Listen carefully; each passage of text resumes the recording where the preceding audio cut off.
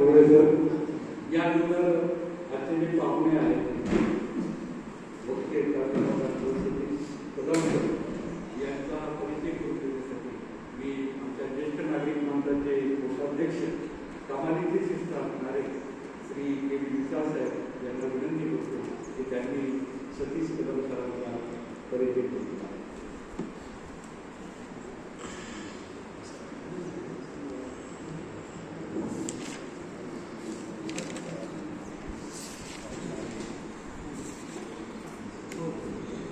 आजच्या या कार्यक्रमाचे सन्माननीय अध्यक्ष माननीय श्री भास्कररावजी आंबेडकर साहेब, आजच्या या कार्यक्रमाला प्रमुख वक्ते म्हणून लाभलेले श्री डॉक्टर सतीश कदम साहेब, प्रमुख पाहुणे म्हणून या ठिकाणी लाभलेले आमचे व्याधी खांदे सर आणि डायसवर उपस्थित असलेले ज्येष्ठ नागरिक मंचाचे आमचे पदाधिकारी. कदम सरांचा परिचय देण्यापूर्वी थोडीशी पार्श्वभूमी मला जे सांगायची वाटते की काही महिन्यापूर्वी आमचे काही कांदे सर यांनी मला एक पुस्तक वाचण्यासाठी दिलेलं होतं आणि ते पुस्तक डॉक्टर कदम सर यांनी दिलेलं होतं. असे समजलो आम्ही. ज्या पुस्तकामध्ये मराठवाडा मुक्ती संग्राम याविषयीचं अतिशय उत्कृष्ट असं विवेचन त्यांनी केलेलं आहे आणि ते वाचल्यानंतर मला असं वाटलं की आता आपला मराठवाडा मुक्ती संग्राम 17 तारखेला सप्टेंबरला या ठिकाणी होणार आहे. तर त्या पार्श्वभूमीवर कदम सरांना या ठिकाणी जर आपण बोलवलं तर मराठवाड्याचा जो मुक्ती संग्रामाचा इतिहास आहे तो इतिहास आपल्या ज्येष्ठ नागरिक मंचाच्या सदस्यांना चांगल्या प्रकारे माहीत होईल आणि त्या दृष्टीकोनातून मी कांदे सरांना विनंती केली, कारण कांदे सरांचे जे फार जवळचे मित्र आहेत म्हणून कांदे सरांना मी विनंती केली की आपण जर त्या कदम सरांना विनंती करून जर आमच्या कार्यक्रमासाठी बोलवलं या विषयावर मार्गदर्शन करण्यासाठी तर आपण त्यांची संमती घ्यावी आणि त्यांच्यामार्फत त्यांच्याबरोबर संपर्क साधून कदम सरांना विनंती केली की आपण या कार्यक्रमासाठी यावं आणि कदम सरांनी ती उत्स्फूर्तपणे अगदी काही आडेवेळे न घेता मान्य केली आणि आज ते आपल्याला मार्गदर्शन करण्यासाठी त्या विषयावरती आज चर्चा झालेली आहे. तर कदम सर जे आहे हे यांचं क्वालिफिकेशन जे आहे शैक्षणिक क्वालिफिकेशन हे MA PhD आणि BEd अशा प्रकारचं आहे. तर त्यांनी MA इतिहास या विषयामध्ये MA केलेला आहे आणि ते सध्या यशवंतराव चव्हाण महाविद्यालय तुळजापूर या ठिकाणी सध्या कार्यरत आहेत आणि ते उस्मानाबाद या ठिकाणी स्थायिक झालेले आहेत. त्यांनी जी PhD केली त्या PhDचा विषय त्यांनी असा निवडलेला होता शिवकालीन सेनापतींचा कलमी गाव या विषयावरती त्यांनी अतिशय सखोल असं प्रबंध तयार करून तो प्रबंध सादर केला आणि त्या विषयावरती त्यांनी ॲक्सेप्ट झाल्यानंतर त्यांना त्या विषयासाठी पदवी PhDची पदवी त्यांना प्रदान करण्यात आलेली आहे आणि ते सध्या यशवंतराव चव्हाण या कॉलेजला head of the department of इतिहासाचे मुख्य म्हणून कार्यरत आहेत त्या ठिकाणी. तर त्यांनी बऱ्याचशा आंतरराष्ट्रीय इतिहास परिषदेमध्ये सुद्धा नेपाळ आणि श्रीलंका या ठिकाणी सुद्धा सहभाग घेतलेला आहे. म्हणजे राज्यातच नव्हे तर राज्य पातळीवर आणि आंतरराष्ट्रीय पातळीवर सुद्धा त्यांनी इतिहास परिषदा या आयोजित केलेल्या आहेत आणि ते विद्यापीठ अनुदान आयोग नवी दिल्ली अंतर्गत तुळजाभवानीवर अतिशय चांगल्या प्रकारचं संशोधन त्यांनी केलेलं आहे. जे आपल्या तुळजापूरची भवानी माता आहे त्यावरती अतिशय चांगल्या प्रकारचं संशोधन त्यांनी केलेलं आहे आणि ते स्वतः त्यांनी तर PhD केलेलीच आहे परंतु ते गाईड म्हणून सुद्धा काम करतात आणि त्यासाठी डॉक्टर बाबासाहेब आंबेडकर मराठवाडा विद्यापीठ छत्रपती संभाजीनगर औरंगाबाद आणि टिळक विद्यापीठ पुणे या दोन्ही विद्यापीठाच्या अंतर्गत जे स्टुडंट्स आहेत, विद्यार्थी आहेत आणि ज्यांना PhD करायची अशा लोकांसाठी ते गाईड म्हणून काम करतात. त्यानंतर त्यांनी पुस्तक लेखन सुद्धा केलेलं आहे आणि त्या पुस्तक लेखनामध्ये हस्तयोगात शिवराय हे पुस्तक त्यांनी लिहिलेलं आहे. त्याच्यानंतर मराठ्यांचा इतिहास हे सुद्धा त्यांनी पुस्तक लिहिलेलं आहे. तसेच मराठीकालीन निवडक संदर्भ या विषयावरती सुद्धा पुस्तक लिहिलेलं आहे. आणि आज आपण ज्या विषयावरती भाषण त्यांचं ऐकणार आहोत असे जुंधळलो आम्ही, ज्यामध्ये मराठवाडा मुक्ती संग्रामाचा पूर्ण इतिहास लिहिलेला आहे, त्या हे सुद्धा पुस्तक त्यांनी लिहिलेलं आहे. त्यांनी संशोधन कार्य बरंच केलेलं आहे. तर त्यामध्ये येडोळा तालुका तुळजापूर येथे जामोजी भोसले नागापूरकर यांच्या समाधीचा शोध त्यांनी घेतलेला आहे. त्यानंतर दामणगाव तालुका बार्शी येथील शिवकालीन संत मानकोजी गोधले बाबा हे छत्रपती शिवराय आणि बादशाह औरंगजेब यांचे आध्यात्मिक गुरु असल्याचं सर्वमान त्यांनी सिद्ध केलेलं आहे. त्यानंतर 1947 साली लिहिलेल्या गोधलीला रांगणी नावाच्या बकरीचं सुद्धा संशोधन त्यांनी केलेलं आहे. उस्मानाबाद येथील राजे निंबाळकर घराण्याला संभाजीपुत्र छत्रपती शाहू महाराज यांनी दिलेलं हस्तलिखित पत्र हे त्यांनी प्राप्त केलेलं आहे. तसेच तुळजाभवानीविषयी माहिती देणाऱ्या अनेक अस्सल कागदपत्रांचं संकलन हे सुद्धा त्यांनी केलेलं आहे. तसेच हैदराबाद मुक्ती संग्रामातील अनेक दस्तऐवज, ओरिजिनल दस्तऐवज आहेत, हे दस्तऐवज जे दुर्मिळ आहेत आणि छायाचित्र सुद्धा त्या काळातले त्याचं सुद्धा संकलन त्यांनी केलेलं आहे.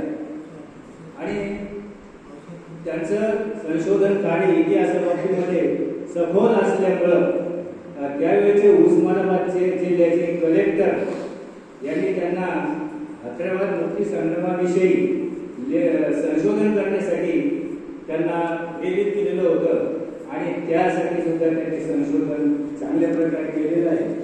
तसेच उस्मानाबाद आकाशवाणी यावरती काही मालिका म्हणजे सादर झाल्या होत्या, प्रसारित झाल्या होत्या. तर त्या मालिकांचं लेखन सुद्धा सरांनी चांगल्या प्रकारे केलेलं आहे आणि त्या मालिका उस्मानाबाद आकाशवाणीवरून प्रसारित झालेल्या आहेत.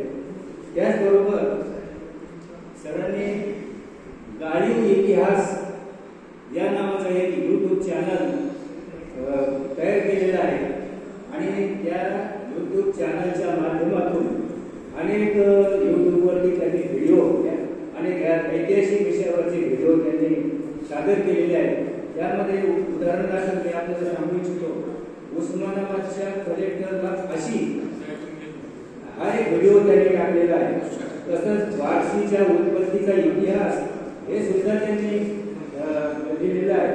नंतर 96 कुळी म्हणजे काय, आपण जे म्हणतो मराठी 96 कुळी मराठा, तर ते 96 कुळी म्हणजे काय याचं त्यांनी विवेचन केलेलं आहे, म्हणजे YouTubeवरती व्हिडिओ टाकलेला आहे. तसंच 7व्या निजामाचे अजब किस्से, जो हैदराबादचा जो शेवटचा 7वा निजाम होता, त्या निजामाचे जे काही वेगवेगळे किस्से ते सुद्धा त्यांनी व्हिडिओद्वारे YouTubeवर टाकलेले आहेत. नंतर निजामाच्या कंजूशीचे किस्से, निजाम जरी एवढा श्रीमंत असला, खूप संपत्ती त्याच्याकडे होती, परंतु किती कंजूस होता, वागण्यामध्ये किती कंजूस होता याचा सुद्धा एक व्हिडिओ त्यांनी टाकलेला. त्यानंतर कुर्डुवाडी उत्पत्तीचा इतिहास याविषयी सुद्धा त्यांनी व्हिडिओ त्या YouTubeवर टाकलेला आहे. तसेच सोलापूरचे पहिले कलेक्टर संभाजी घाडगे यांची हैदराबाद मुक्ती संग्रामातील ऐतिहासिक कामगिरी याविषयी सुद्धा त्यांनी व्हिडिओ तयार करून तो YouTubeवर टाकलेला आहे. तसेच तुळजापूरचे जहागीरदार निंबाळकर अक्षिंगा याबद्दलचा सुद्धा त्यांनी व्हिडिओ या YouTubeवर टाकलेला आहे. असे अनेक व्हिडिओ त्यांनी या YouTubeवर टाकलेले आहेत आणि अशा प्रकारे त्यांचं जे कार्य आहे ते खूप मोठं आहे. परंतु मी जो आता परिचय दिला खरंच अतिशय अल्प आहे, यापेक्षा त्यांचा परिचय खूप मोठा आहे. तर अशा प्रकारे हा त्यांचा परिचय देऊन या सूत्रसंचालन जे आहे ते मी त्यांच्या स्वाधीन करतो. धन्यवाद.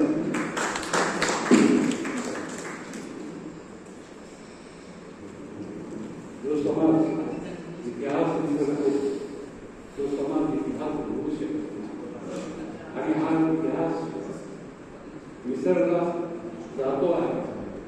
आणि म्हणून ज्येष्ठ नागरिक मंत्र्यांनी देखील काही केलं पाहिजे. कार्यक्रमाला प्रत्येक ज्येष्ठ नागरिक मंत्र्यांचे जे सदस्य आहेत आणि होऊ इच्छित ते कमालीचे करतात. एक एक व्यक्ती हा अनुभव सिद्ध तर आहेच, परंतु समाजामध्ये फार मोठी क्रांती देखील करू शकतो. हे पण खूप आहे. सरांनी ढोळे सरांनी सांगितल्याप्रमाणे की हे ज्येष्ठ नागरिक म्हणजे वेस्ट लाईफ श्रेष्ठ. तर त्या दृष्टिकोनातून कदम सर, आंबेडकर साहेब, मी तुम्हाला सांगू इच्छितो, मी इथं ज्येष्ठ 60 वर्ष पूर्ण झाल्यावर यांना जाहीर झालो आणि विशेष म्हणजे आमची सर्व कार्यकारिणी, सर्वजण खडके अण्णा, ज्ञानदेव बायगावडे साहेब, उबळे साहेब, ही सगळी मंडळी, मिसाळ साहेब, या सगळ्या मंडळी, राठोड साहेब, वाघमारे गायकवाड साहेब, या सगळ्या मंडळींनी असा निर्णय घेतला की आपण या ज्येष्ठ नागरिक जालनाचं रजिस्ट्रेशन करू आणि ते रजिस्ट्रेशन केलं. आता जर आपल्याला मी रिसर असेल त्यांनी परवानगी दिली आणि त्या निमित्ताने ज्येष्ठ नागरिक भवन निर्माण करण्याचा संकल्प यांचं स्वप्न आहे बायगावडे साहेबांचं, खडके अण्णा साहेबांचं, आणि ते निश्चितच पूर्ण होईल. आणि त्यासाठी आपल्याला आपल्या सर्वांचं सहकार्य आहे. आंबेडकर साहेब तर आपल्याला निश्चितच त्या बाबतीत खूप मोठं सहकार्य करतील. आता या कार्यक्रमाचे व्याख्याते खरं सरांनी जो आपल्याला परिचय करून दिला त्यावर असं म्हणता येईल की सर अष्टपैलू व्यक्तिमत्वाचे धनी, एक गायक आहे, सर्व काही म्हणजे हे सर्व परिचय पाहिला की जास्त लांबत नाही. पण सर काय आलेलं की आम्हाला स्वातंत्र्य मिळालं, त्या स्वातंत्र्यासाठी अनेकांनी आपलं आयुष्य खर्ची घातलं, बलिदान झाले अनेकांचे. आमच्या मराठवाड्याला देखील पारतंत्र्यामध्ये होतं, तो देखील स्वातंत्र्य मिळालं. आणि हे सर्व ज्यांनी आम्हाला केलं त्याचा इतिहास आम्हाला माहिती झाला पाहिजे. त्यांनी आम्हाला स्वातंत्र्य मिळवून दिलं, परंतु आजही आम्ही सुखी आहोत का, हा एक फार मोठा कठीण प्रश्न. एका शाळेने असं म्हटलं होतं की रस्ते से चलते हुए मुझे एक आधार आदमी मिला, रस्ते से चलते हुए मुझे एक आधार आदमी मिला, मैंने उसे नाम पूछा, उसने कहा हिंदुस्तान, उसने कहा हिंदुस्तान. आमच्या देशाची अशी अवस्था आहे, इमानदारी नावाचा प्रकारच राहिला नाही. आणि म्हणून एका साहेबने असं म्हटलं की वफा का नाम न ले, वफा तुमको बहुत दुखाते, वफा का नाम न ले, वफा तुमको बहुत दुखाते. एक वफा का नाम लेते ही एक बेवफा की याद आते, एक बेवफा. हे आमचं बेवफाचं वातावरण तयार झालं आणि म्हणून आपला इतिहास आपण विसरलेला आहे असं मला वाटतं. मराठवाड्यातील मुक्ती संग्राम असे दुर्ग आम्ही या विषयावर व्याख्यान देण्यासाठी मी आज ते व्याख्याते माननीय प्राध्यापक डॉक्टर सतीश कदम सर यांना विनंती करतो की त्यांनी आपलं व्याख्यान या ठिकाणी द्यावं. माननीय प्राध्यापक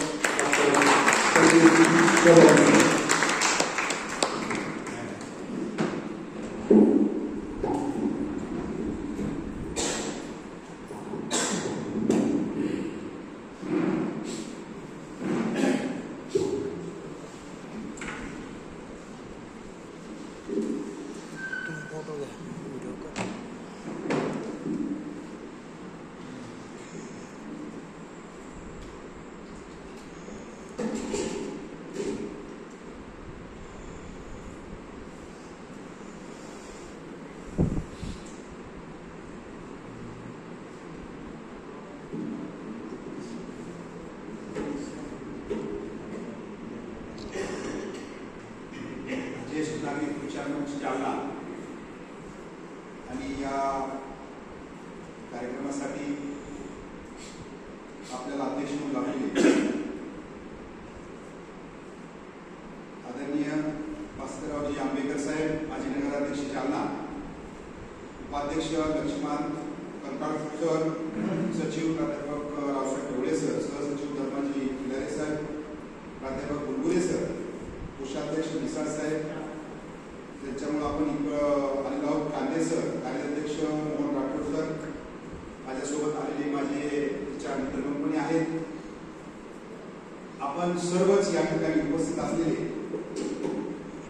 ज्येष्ठ, फक्त मनानं आपण म्हणूया की किंवा त्याला आपण शरीरानं वयानं आपल्याला ज्येष्ठ या ठिकाणी केले आहे किंवा निवृत्त केलेलं आहे, मात्र आपल्याकडे पाहिल्यानंतर कुणी रिटायर झालं असं मला अजिबात वाटत नाहीये. असे मला सर्व आशीर्वाद देणारी ही मंडळी. थोडंसं वातावरण सुरुवातीला ओळख नसल्यामुळे गंभीर होतं, त्यामुळं मी आताच कांदे सरांकडून माहिती घेतली की 7व्या वेतन आयोगाचा राहिलेले जे काही फरक असेल ह्या महिन्यात जमा होणार आहे. त्यामुळं थोडंसं फ्रेश होऊया. आणि राजकारणाचे संपर्क असल्यामुळे देश किती जरी संकटात असला तरी त्याची भरपाई आपल्या काही बेसिक मधून होणार नाही किंवा आपली कुठली कपात होणार नाही. त्यामुळे तोही फ्रेश आपल्या ठिकाणी होऊया. आपण या कार्यक्रमाला पुढे जात असताना माझे गुरुवारी असलेले कांदे सर अतिशय हरवणारी अशा प्रकारचं व्यक्तिमत्व, माझ्यापेक्षा वक्तृत्व त्याला फार छान होती, मात्र माझ्यासारखी कला त्यांना कदाचित जमली नाही. जे राजकारण आणि हे प्राध्यापक या ठिकाणी मला असं सांगावं असं वाटतंय अध्यक्ष महोदयांना, आंबेकर साहेबांना, की इथं आल्यानंतर मला लक्षात आलं की आमचं बहुमत आहे, थोडंसं प्राध्यापकांचं बहुमत आहे, कमी पडेल म्हणून आणखी विचार या ठिकाणी आणले. त्यामुळं मला बोलत असताना कुठल्याही प्रकारची अडचण नाहीये. आमचं बहुमत आहे. भरपूर अशा प्रकारची स्तुती केली. स्तुती करत असताना आपण त्याला पात्र राहू, काहीतरी घ्यावं अशा प्रकारचा संकल्प करून मी आपल्यापुढे या ठिकाणी उभा आहे. हा संकल्प करत असताना जालना म्हटल्यानंतर निश्चितच माझ्या मनामध्ये जे भाव यायला लागले, खास करून मी शिवरायांचा अभ्यास करतो, तर शिवरायांचा अभ्यास करत असताना जालना स्वारी, शिवरायांच्या जीवनातली जालना स्वारी, तर या जालना स्वारीमध्ये आल्यानंतर शिवरायांचं शेवटचं त्या ठिकाणी आपण पाहिलं की याच्यानंतर जान मोहम्मद नावाचा दर्गा आहे, त्या ठिकाणी महाराज गेले आणि त्याच्यानंतर महाराज गेल्यानंतर पट्टागडला गेले आणि तिथून त्यांचा पुढचा जो प्रवास असेल तो थांबलेला आहे. तर हे पाहत असताना जालन्यामध्ये अनेक अशा प्रकारच्या काही गोष्टी थोडंसं स्टडी केली होती. मला आश्चर्य वाटायला लागलं की आम्ही अतिशय छोट्या अशा प्रकारच्या जिल्ह्यातून येतो. धाराशिव जिल्हा जो विकासामध्ये या देशामध्ये खालून तिसरा आहे. आणि जालन्याकडे पाहिल्यानंतर मी काही आकडेवारी या ठिकाणी पाहत होतो. आपल्याला कोणाला टीका करायची नाही, कारण आपला एक सळई साहब आहे, तर त्याच्यामध्ये इन्कम टॅक्सची एक धाड आम्ही पाहत होतो टीव्हीवर, दुनिया बंद काहीतरी आहे ना ते, तशा प्रकारची एक टीम आली म्हटले. म्हणजे सरळ सुद्धा या जालन्यामध्ये टीमला येता आलं नाही, कुठेतरी नाटक करून यावं लागलं आणि नाटक करून आल्यानंतर त्याच्यामध्ये 390 कोटी रुपये रोख त्या ठिकाणी सापडले. आणि म्हणजे याच्यावरनं आपली समृद्धी कळते, जे शिवरायांना तिथे बसून कळाले. म्हणजे एकंदर 17व्या शतकापासून हे आपला असणारं जालना शहर एवढं समृद्ध या ठिकाणी आहे. त्याच्यामध्ये मी पाहिलं की राम मंदिरासाठी सुद्धा सर्वात जास्त निधी 13.5 कोटीचा निधी आपल्या शहरातून त्या ठिकाणी गेलेला आहे. 14 मोठे आणि 22 छोटे अशा प्रकारचे फक्त सळईचे प्लॅन आहेत. बाकीचं मी हेच करत नाही आहे, कारण का की पूर्ण असणारं लोखंड हा सर्वात कडक धातू असतो, मात्र त्याचं सुद्धा पाणी करण्याचं काम आपण या शहरामध्ये त्या ठिकाणी करतात. एवढी ताकद आपल्या या असणाऱ्या गावामध्ये 5000 ट्रक रोज सळे आपल्याकडून या ठिकाणी जाते. म्हणजे आश्चर्य वाटतं, 1,500 आपल्या 150 कोटीची भर महिना आपण वीज भरतो. आमच्या नगर परिषदेचे 3 फक्त मला वाटते 3 कोटी रुपये थकले, तर त्याच्याकरता आपण कुठं जातो. तुम्ही 150 कोटी रुपये दर महिन्याचा वीज बिल त्या ठिकाणी भरताय. 100 कोटीचं जीएसटी दर महिन्याचा तुमचा आहे. चीनपेक्षा जालन्याची सळई स्वस्त. काय वर्णन करावं, आणि त्याचं श्रेय शांतीलाल पित्ती साहेबांना त्या ठिकाणी जातं. मात्र हे समृद्धी पाहत असताना मला खरी समृद्धी दिसली. पैशाच्या श्रीमंतीपेक्षा मनाची श्रीमंती मोठी असते. पैशाच्या श्रीमंतीपेक्षा मनाची श्रीमंती मोठी असते. म्हणूनच लोक सोन्याच्या कळसाला भलेही हात जोडतील, मात्र डोकं मात्र दगडाच्या पायरीला त्या ठिकाणी टेकवतात. अशा प्रकारची पायरी, अशा प्रकारचा पायरीचा दगड आपण ज्येष्ठ मंडळी आहात. कारण इथं आपल्या असणाऱ्या एका पेनच्या सहाय्यानं कित्येक जणांचं आयुष्य आपण उजळून टाकलं असेल. त्या कालखंडातल्या अनेक क्षेत्रातील मांडीवर या ठिकाणी बसले असतील, तर आपण अनेकांचं आयुष्य त्या ठिकाणी उजळून मिळवलेला आहे. आणि मी सुरुवातीला सांगितलं की रिटायरमेंट हा शब्द आपण घेतच नसतो, कारण का नागरिक जो आपला ज्येष्ठ नागरिकांचा विचार करतो. आता मी बरेच विचार तुमचे पाहिले, मात्र ते चहा करता एकत्रित येतं, कुणाच तरी सत्कार करतात, वाढदिवस साजरे करतात आणि त्याच्यानंतर काहीच काम होत नाही. मात्र आपण पाहिलं की अजून सुद्धा आपल्यामध्ये उर्मी आहे की माझं भुवन पाहून ही उर्मी आपल्या या असणाऱ्या मातीमध्ये आहे. त्या मातीलाही मी या ठिकाणी वंदन करतो. आणि हे वंदन करत असताना आपल्या इथं ज्यांनी काही याच्यामध्ये भाग घेतलेला आहे, कारण का माझा हैदराबाद मुक्ती संग्रामाचा विषय थोडासा वेगळा जाईल, लोकल विषयाला फार टच होईलच असं नाही. म्हणून सुरुवातीलाच बद्रीनारायण बारवाले ज्यांनी याच्यामध्ये सहभाग घेतला होता, मनोहर सोमले साहेब यांनी यामध्ये सहभाग घेतला होता. आणि ज्यांनी इथं होतात्म्य पत्करलं ते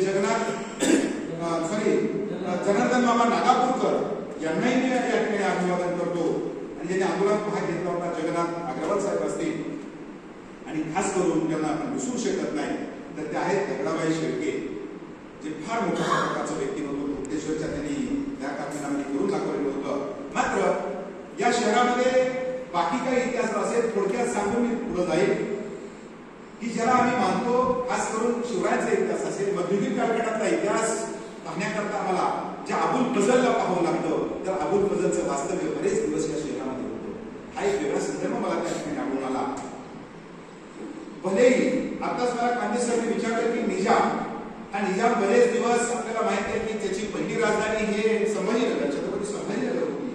मात्र तिथं राहत असताना 1724 ला त्यानं राजधानी त्या ठिकाणी आणली, निजामची याची स्थापना केली. मात्र निजाम हा वारंवार आपल्या पुस्तकामध्ये किंवा याच्यामध्ये म्हणतोय माझ्या आवडीचं शहर मात्र जालना आहे, मला इथं राहावं वाटतंय. हा निजाम तिथला सांगतो, त्यानं आपल्या याच्यामध्ये तसं लिहून ठेवलेलं आहे. आणि म्हणून एकंदर जालन्यामध्ये जे काही तैनाती फौज या ठिकाणी निजामाची तैनाती फौज त्यानं त्याच ठिकाणी ठेवली होती. त्यामुळे त्या काळातला एक सेंटर पॉईंट म्हणून सुद्धा या शहराकडे पाहता येईल. मात्र हे पाहत असतानाच निजामाचा अप्रत्यक्ष प्रत्यक्ष हातभार लावण्याचं काम जालन्याचे जे.व्ही. जोशी हे निजामाच्या मंत्रिमंडळामध्ये मंत्री होते. त्यांचं एक काम मला तिथे दिसलं. तिथं देऊळगाव राजाला काय म्हणजे जो कॅम्प होता किंवा साडेगाव गावचे तिथं कॅम्प होता. आणि ज्यांच्यामुळं हे घडलं ते इत्यादी मुसलमान नावाची जी संघटना होती, ज्याच्यामुळे रजाकार पुन्हा आले, तर त्या संघटनेमध्ये सुद्धा या ठिकाणी असणारे मोहम्मद कमरुद्दीन आणि हमीदुद्दीन वकील हे दोन या संघटनेत त्यांनी काम केलं. म्हणजे अशा रीतीनं हा जो आपला इतिहास असेल, हा इतिहास पाहत असताना आपल्याला जायचंय कुठं, तर हा इतिहास पाहत असताना माझी जी मांडणी असेल तर ती माझी मांडणी 3 टप्प्यामध्ये या ठिकाणी मी करत असतो. निजाम, रजाकार आणि पोलीस ऍक्शन. आता निजाम म्हणजेच काय आणि रजाकार म्हणजे काय आणि पोलीस ऍक्शन काय, या 3 टप्प्याचा ज्यावेळेस आपण आढावा घेतो तर त्यावेळेला पहिल्यांदा आपल्याला हा मुद्दा क्लिअर करतो की निजाम म्हटल्यानंतर आपल्यापुढे उभा राहतो, ज्याने इतिहास वाचलेला नसेल आपल्यापुढे विषय उभा राहतो, निजाम म्हटल्यानंतर एक माणूस आहे. मात्र 1724 पासून 1948 जवळपास 224 वर्ष आपण मराठवाडा मुक्ती संग्राम न म्हणता त्याला हैदराबाद मुक्ती संग्राम म्हटलं पाहिजे. कारण 1767 पर्यंत या निजामाची राजधानी 1724 ते 1767 पर्यंत आपल्या संभाजीनगर या ठिकाणी होती, त्यावेळेस असणारा औरंगाबाद या ठिकाणी होती. आणि 1767 ला ही राजधानी हैदराबाद या ठिकाणी गेली. आणि तिथं राहिल्यानंतर म्हणजे एकंदर आपण पाहिलं की संभाजीनगर पासून ते हैदराबाद पर्यंत याचं राज्य त्या ठिकाणी ठरवलेलं होतं. 224 वर्षाच्या या राज्यामध्ये जवळपास 7 निजाम होऊन गेले. या 7 निजामाचा ज्यावेळेस आपण अभ्यास करतो तर त्याला 224 वर्षाचा कालावधी आपल्याला घ्यावा लागतो. आणि याला पदवी होती निजाम. म्हणून सांगितलं की निजाम हे कोण्या माणसाचं नाव नाही. निजामाचा अर्थ होतो आजच्या भाषेमध्ये कमिशनर, विभागीय आयुक्त, जे केंद्रेकर साहेब होते ते पद आहे.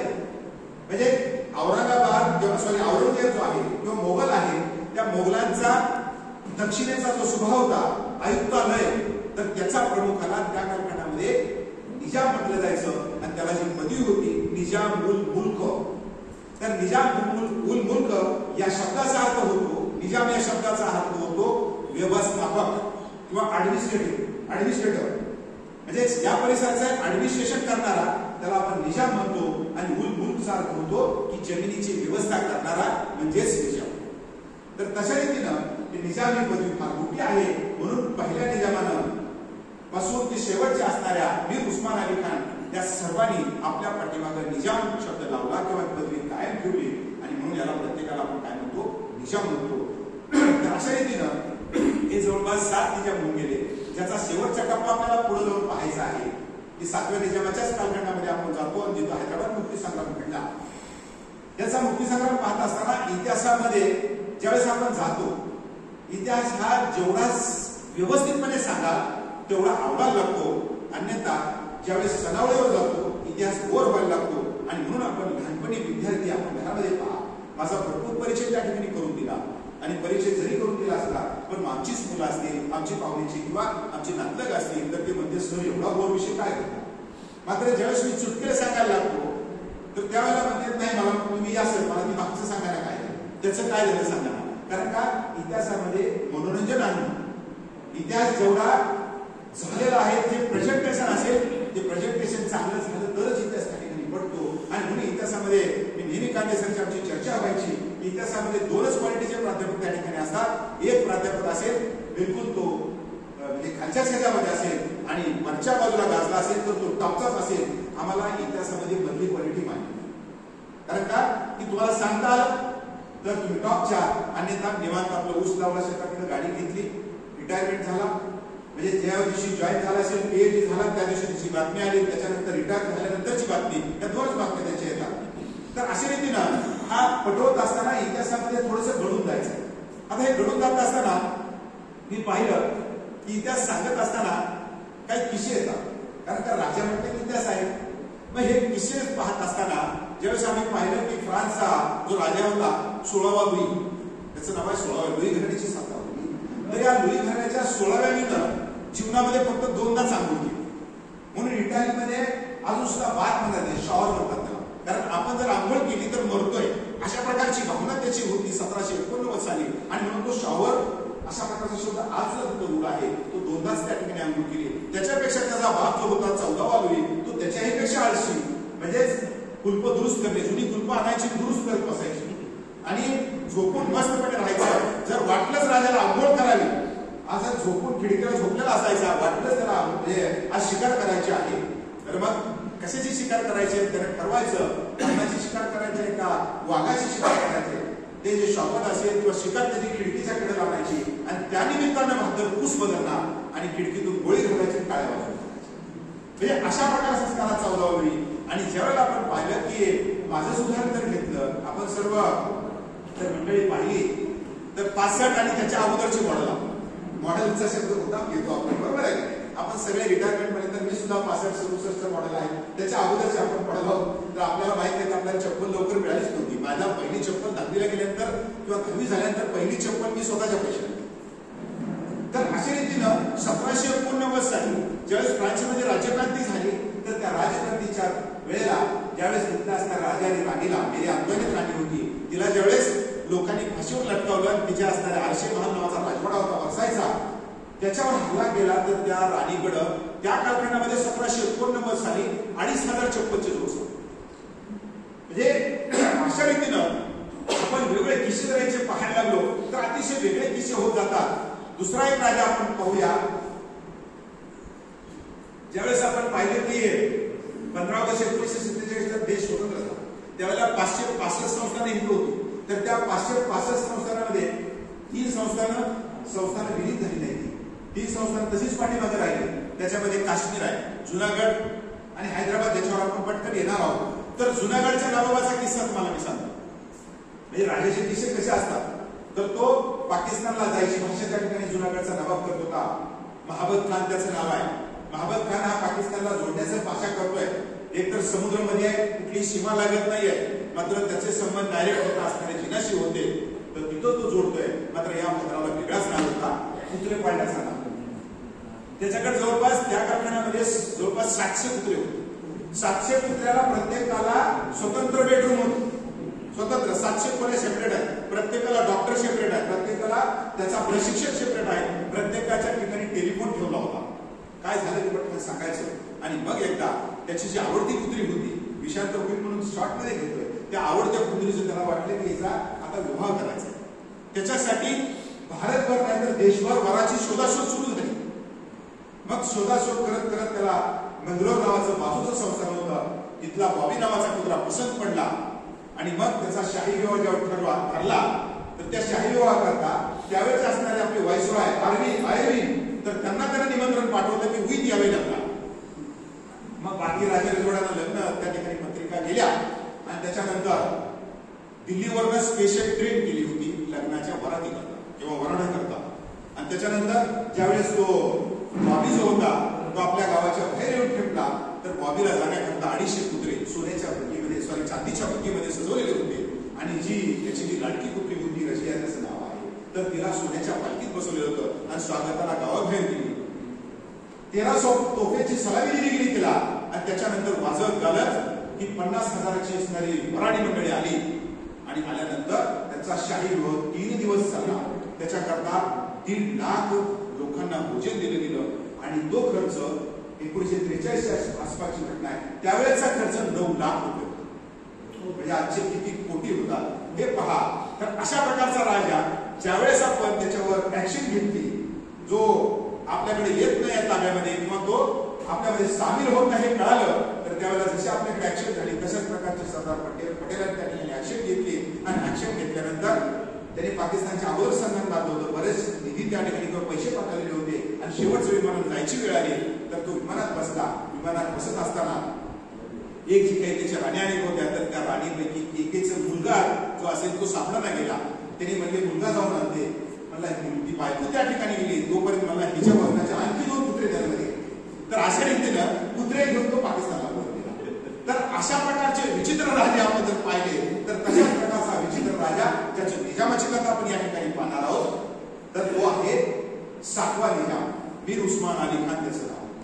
आता या 7व्या निजामाचे अजब किशे नावाचे व्हिडिओ आपण आता सरांनी माझा परिचय करून घेताना सांगितलं की गाडी इतिहास नावाचं माझं युट्यूब चॅनल आहे. डॉक्टर सतीश टाका. खूप त्याला म्हणजे असं वेगळं पण त्याच्यामध्ये मी टाकत असतो जी कुठं ऐकलेलं नाही अशा प्रकारच्या स्टोऱ्या त्याच्यामध्ये असतात. तर या 7व्या निजामाचा जर आपण मुद्दा पाहिला तर जाताना आपल्या मनामध्ये लगेचच एक गोष्ट क्लिक होईल. ती गोष्ट जी आहे की आपल्या इथं कदाचित आंध्रा आणि त्याच्या पाशीच्या काही गाड्या जर आपल्याकडे येत असतील तिथं बस किंवा एखादी गाडी आली असेल TS पाशीची गाडी म्हणजे आज तेलंगणामध्ये ती गेलेलं आहे तर त्याच्यामध्ये ऑब्झर्वेशन आपण बसचं करायचं. अजून सुद्धा बसचं ऑब्झर्वेशन आपण करायचं निरीक्षण करायचं. तर त्या बसवर आपण पाहिलं तर TS म्हणजे तेलंगणा पाशी त्याच्यानंतर त्याचा नंबर येईल 12, 14 काय असेल तो आणि त्याच्यानंतर जी सिरीज असते आपली गाडीची आपण गाड्या आठवा आपल्या समोरच्या गाडीची सिरीज असते बघा आपली पाशी झाल्यानंतर RS तर त्या बसच्या आज सुद्धा प्रत्येकाची सिरीज ही झेड आहे. प्रत्येक बसची सिरीज जी असेल झेड आहे. TS 10 झेड TS 11 झेड आणि मग नंबर आहे तर ती झेड म्हणजेच जोहरा बेगम. जोहरा बेगम म्हणजेच या निजाम साहेबांची आई आहे.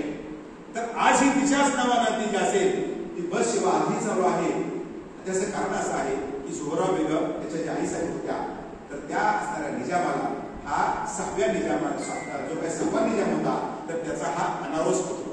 म्हणजे एक तर तो सत्तेवर आला अनावरस म्हणून सत्तेवर आले तो लग्नापासून असणाऱ्या यांच्यापासून नव्हता. जोहरा बेगम ह्या मूळच्या हिंदू होत्या त्याच्यापासून जन्माला आलेले हे अपत्य मात्र त्याला मुलगा होत नव्हता म्हणून काय केलं की त्याला अगोदर डिक्लेअर केलं होतं याला सत्तेवर बसवणार आहे आणि त्यानंतर अनेक मुलं झाली मात्र दिलेला शब्द 6व्या निजामानं पाळला म्हणून हे आपल्या गाडीवर त्या ठिकाणी 7वे निजाम मीर उस्मान अली खान बसले. आणि याचे जर अजब किस्से आपण पाहिले तर अतिशय वेगळ्या अशा प्रकारचा विचित्र माणूस जेव्हा निजामावर आपण या ठिकाणी पाहत असताना जगातल्या श्रीमंतांच्या यादीमध्ये 3रा नंबर त्याचा होता. 3रा नंबर त्यावेळेचे आजच्या अंबानीच्या जवळपास 12 ते 14 पट प्रॉपर्टी त्या काळामध्ये 12 ते 14 पट प्रॉपर्टी आहे. जगातला सर्वात मोठा डायनिंग टेबल ज्या डायनिंग टेबलला 100 खुर्च्या होत्या सोन्याचा मुलामा पत्रा लावलेला सोन्याचा मुलामा लावलेला खुर्च्या त्याच्याकडे होत्या. जो आता आपण पेपर वेट पाहतो पुढच्या बाजूला तो जेकब नावाचा ओरिजिनल हिरा बसवलेला होता. त्याची किंमत त्या कालखंडामध्ये 350 कोटी रुपये. हा डायमंड तो वापरतोय म्हणजे एका बाजूला 1000 नोकराचा ताफा. श्रीमंती तर खूप आहे 46 बायका 149 फक्त मुलं ही सुद्धा श्रीमंती खूप आहे त्याची. तर हे होत असताना दुसरी श्रीमंती पाहत असताना त्यांचं आढावा जर घेतला त्याचे जे वडील होते 7वे निजाम मीर महत्वाचं नाव आहे. या मीरबाई महबूबालीचं वडिलाचा पण आढावा घेतला तर वडिलाचा असा आढावा घेतलेला आपल्याला की वडिलांनी एकदा घातलेला ड्रेस दुसऱ्या दिवशी कधीच घातला. सहाव्या निजामानं एकदा घातलेला ड्रेस कधीच घातला नाही.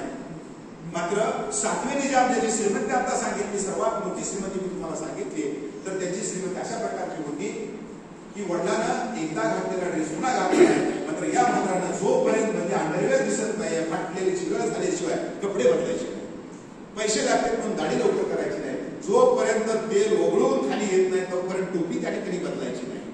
फाटकी अशा प्रकारची चटई नमाज पडण्याकरता लागते, फाटकी चटई ती सुद्धा उलटावून बाजूला ठेवायची आणि जी खुर्ची असेल त्याला बसायची, त्याचा दांडका कधीच तुटलेला होता, तो दांडका तुटलेली खुर्ची वापरायची, खिडकीमध्ये बसून बाहेर बघत राहायचं, एवढाच त्यांचा उद्योग. चप्पल आपल्याला लागायची आहे, जोपर्यंत चप्पलचं पूर्ण टाच जात नाहीये तोपर्यंत चप्पल बदलायची नाही, ती सुद्धा बिदरच्या मौला नावाच्या चामारातून फुकट त्या ठिकाणी यायची, मग चप्पल घालायची. असे अनेक किस्से त्यांचे सांगता येतील. तर ते किस्से सांगत असताना एकदा त्यांना दतियाचा राजा, मध्य प्रदेश मधला दतिया आहे, तिथला राजा त्यांना भेटायला येणार होता. मग सांगितलं की दतिया हा नंदाचा प्रदेश आहे, म्हणजे तिथं भरपूर अशा प्रकारचं गाई दूध दुभतं आहे. मग त्या राजाला सांगितलं की तुम्ही येणार आहात ना, तर येताना तूप आणत. आता तो राजा मोठा श्रीमंत आहे, मग त्यानं म्हटलं की ठीक आहे, हरकत नाही, मी तूप घेऊन येतो. त्यांनी 5-7 घागरी तूप घेऊन आले. कौतुकानं आता 150 तापा आहे घरामध्ये. मात्र घरामध्ये मुलं जरी असेल, आजारी पडल्यानंतर एकच औषध उन्हामध्ये उभा करायचं, 2 दिवस उपाशी ठेवायचं, नीट होऊन जातो. त्यामुळे तूप खायचा प्रश्नच नव्हता. तुपाच्या घागरीत बघत बसले की याची किंमत 1 लिटर गुणिले किती. तुपाच्या घागरीत तशाच मध्ये ठेवल्या. आता मध्ये ठेवल्या, बाजूत ठेवल्या घागरीत. झाले महिना झाला, 2 महिने झाले, 3 महिने झाले, तुपानं आपला रंग दाखवायला सुरुवात केली. त्याचा वास यायला लागला. आता वास आला, मात्र सांगायचं कोणाला, याला सांगावं कोणी. मग सगळे लोक नाकाला धरून बोलायचे, मात्र सांगत नव्हतं कोणी. मात्र एकानं धाडसानं सांगितलं की याला वास येतोय, त्याला म्हणले याला फाटण्याची शिक्षा, तुपाची वास येतोय. आता शेवटी आपल्या ऑफिसमध्ये आपण सर्व कर्मचारी आहोत, म्हणून मी खात्रीने येतो काय की कर्मचाऱ्याला ऐकायची सवय असते, भरपूर काही म्हणून घ्या. तर त्या दिवसानं की मी ज्यावेळेस बघितलं की हे भादर होतं, आपल्यामध्ये भादर असतात बघा, तर तो तशा प्रकारचा भादर पुढे पुढे करणारा असतो. तर तशा भादराने सांगितलं की साहेब, हे तूप जे आहे ना आपण इकडं फार सोन्याच्या किमतीमध्ये जाईल, खरंच का काय? त्यानं सांगितलं हो. त्याला कारण का हे रोज वास घालून टाकायचा होता. मग त्यानं म्हणला की हा तूप मी विकून देतो. मग त्यानं दोघांचं वर चेक केलं की कोण पैसे जास्त देते. म्हणली वास आलेला तुपात कोण देते. मात्र हा जो बनियान मधला असतो ना, वेगळ्या पद्धतीचा माणूस, त्यानं सांगितलं मी विकून देतो. त्याचं काय नाही, अहो कुठे घेतली, अहो निजामाचं तूप म्हणजे कुणी घेतली. मग त्यानं सांगितलं ठीक आहे. त्या बाजारात तूप घेतलं, मुशी नदीमध्ये गेला आणि पाठ ते तूप अगोदर म्हणजे तिथं ओतून टाकलं आणि म्हणले लिटरनुसार पैसे दिले. वा, त्याचं पटकन प्रमोशन. तर अशा रीतीने हा निजाम जो होता, हा विचित्र अशा प्रकारचा निजाम. एकदा त्यांना ज्यावेळेस उत्तर भारतामध्ये लखनौला तिथं अत्तराच्या उद्घाटनाकरता बोलवलं, एक दुकान टाकलं आणि त्या असणाऱ्या उद्घाटनाकरता महाराजांना बोलवलं होतं. निजाम येणार म्हटल्यानंतर पहिल्या काळामध्ये पितकातून उद्घाटन नसायचं, दरवाजा उघडायचा म्हणजे उद्घाटन झालं. आता निजाम येणार म्हटल्यानंतर त्यांनी काय केलं की चांदीचं कुलूप बनवलं आणि त्याला सोन्याची केली. निजामाचे कुलूप उघडले, उद्घाटन झालं, दुकान उघडले झालं. यांनी काय केलं की ते कुलूप उघडलं, चावी सोन्याची आहे, पटकन कुलूप उघडल्याबरोबर शेरवाणीत घातला टाकून दिलं.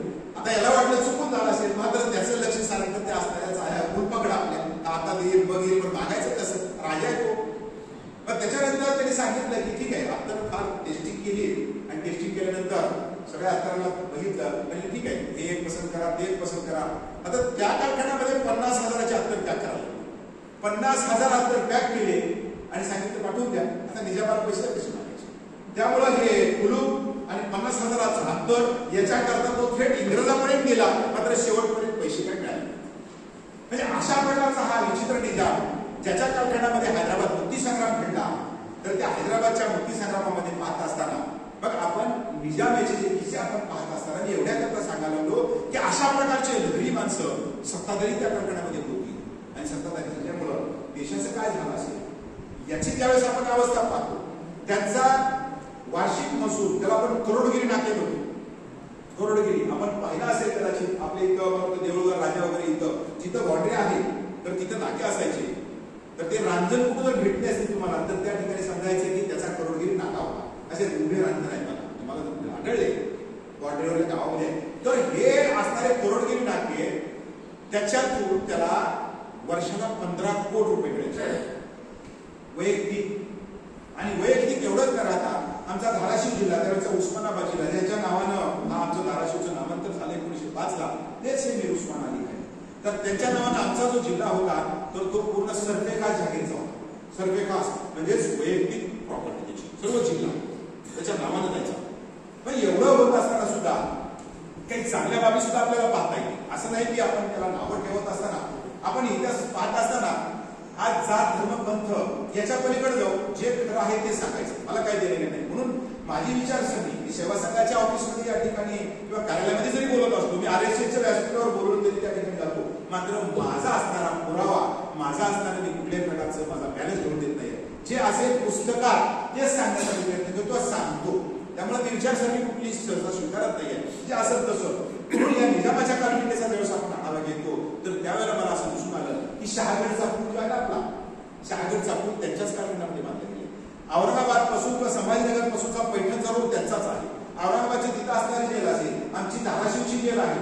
म्हणजे अशा अशा प्रकारची जी कामं आम्ही पाहिली तर यांच्याच कारकिर्दीने त्या ठिकाणी झाली. आणि आज दुसऱ्या दिवशी आज जर माझ्या याला फॉलो केला तुम्ही युट्यूबला तर तुम्हाला 2 दिवसांनी म्हणजे आपल्यासोबत एक पोस्ट पाहायला मिळेल. अजून सुद्धा निजामाचा जो एक नैवेद्य जो असेल आज सुद्धा देवीला त्या ठिकाणी चंदूला त्याचा दिवाण होता आज सुद्धा दुपारी दाखवला किंवा दरवर्षी दिवाबत्तीची व्यवस्था दरवर्षी निजामाच्या हस्ते त्या ठिकाणी व्हायची. म्हणजे एवढा व्यवस्थितपणे त्याचा जो कालखंड होता जो भारत सरकारला लवकर जे करता आलं नाही तर निजाम साहेबांनी आपल्या कालखंडामध्ये करून दाखवलं. आपल्या असणाऱ्या हैदराबाद बँकेची स्थापना 1880 मध्ये करून दाखवली. आता बघा आज आपण यावर्षी नवीन शैक्षणिक धोरण येत आहे. त्या नवीन शैक्षणिक धोरणामध्ये आपण पाहतोय की आपल्याला आता जे काही शिक्षण येणार आहे तर ते मातृभाषेतून शिक्षण येणार आहे. मात्र निजाम साहेबांनी त्या कालखंडामध्ये उस्मानिया विद्यापीठ काढलं आणि सर्व शिक्षण उर्दू भाषेमध्ये करून टाकलं. म्हणजे हा वेगळेपण आहे. एकदा निजाम ज्यावेळेस एका दवाखान्याला उद्घाटनाला चालले होते उद्घाटनाला जात असताना त्यांना वाटलं की उद्घाटन करायचं आता काय त्याच्यामध्ये तर 2 गोष्टी घडल्या. एक गोष्ट जात असताना त्यांच्या गाडीला शेळी धडकली. शेळी धडकल्यानंतर आता साहजिकच आपल्यासारखा माणूस तर चिडून निघून जाईल. मात्र त्यांनी थांबवली गाडी म्हणजे ह्याला दवाखान्यात न्या. दवाखान्यात ती शेळी दिली. एवढंच नाही तर त्या शेळीला उपचार केल्यानंतर पुन्हा आयुष्यभर ती शेळी त्यांच्या असणाऱ्या परिसरामध्ये चरताना दिसली. म्हणजे शेळीचं पालकत्व त्यांनी स्वीकारलं.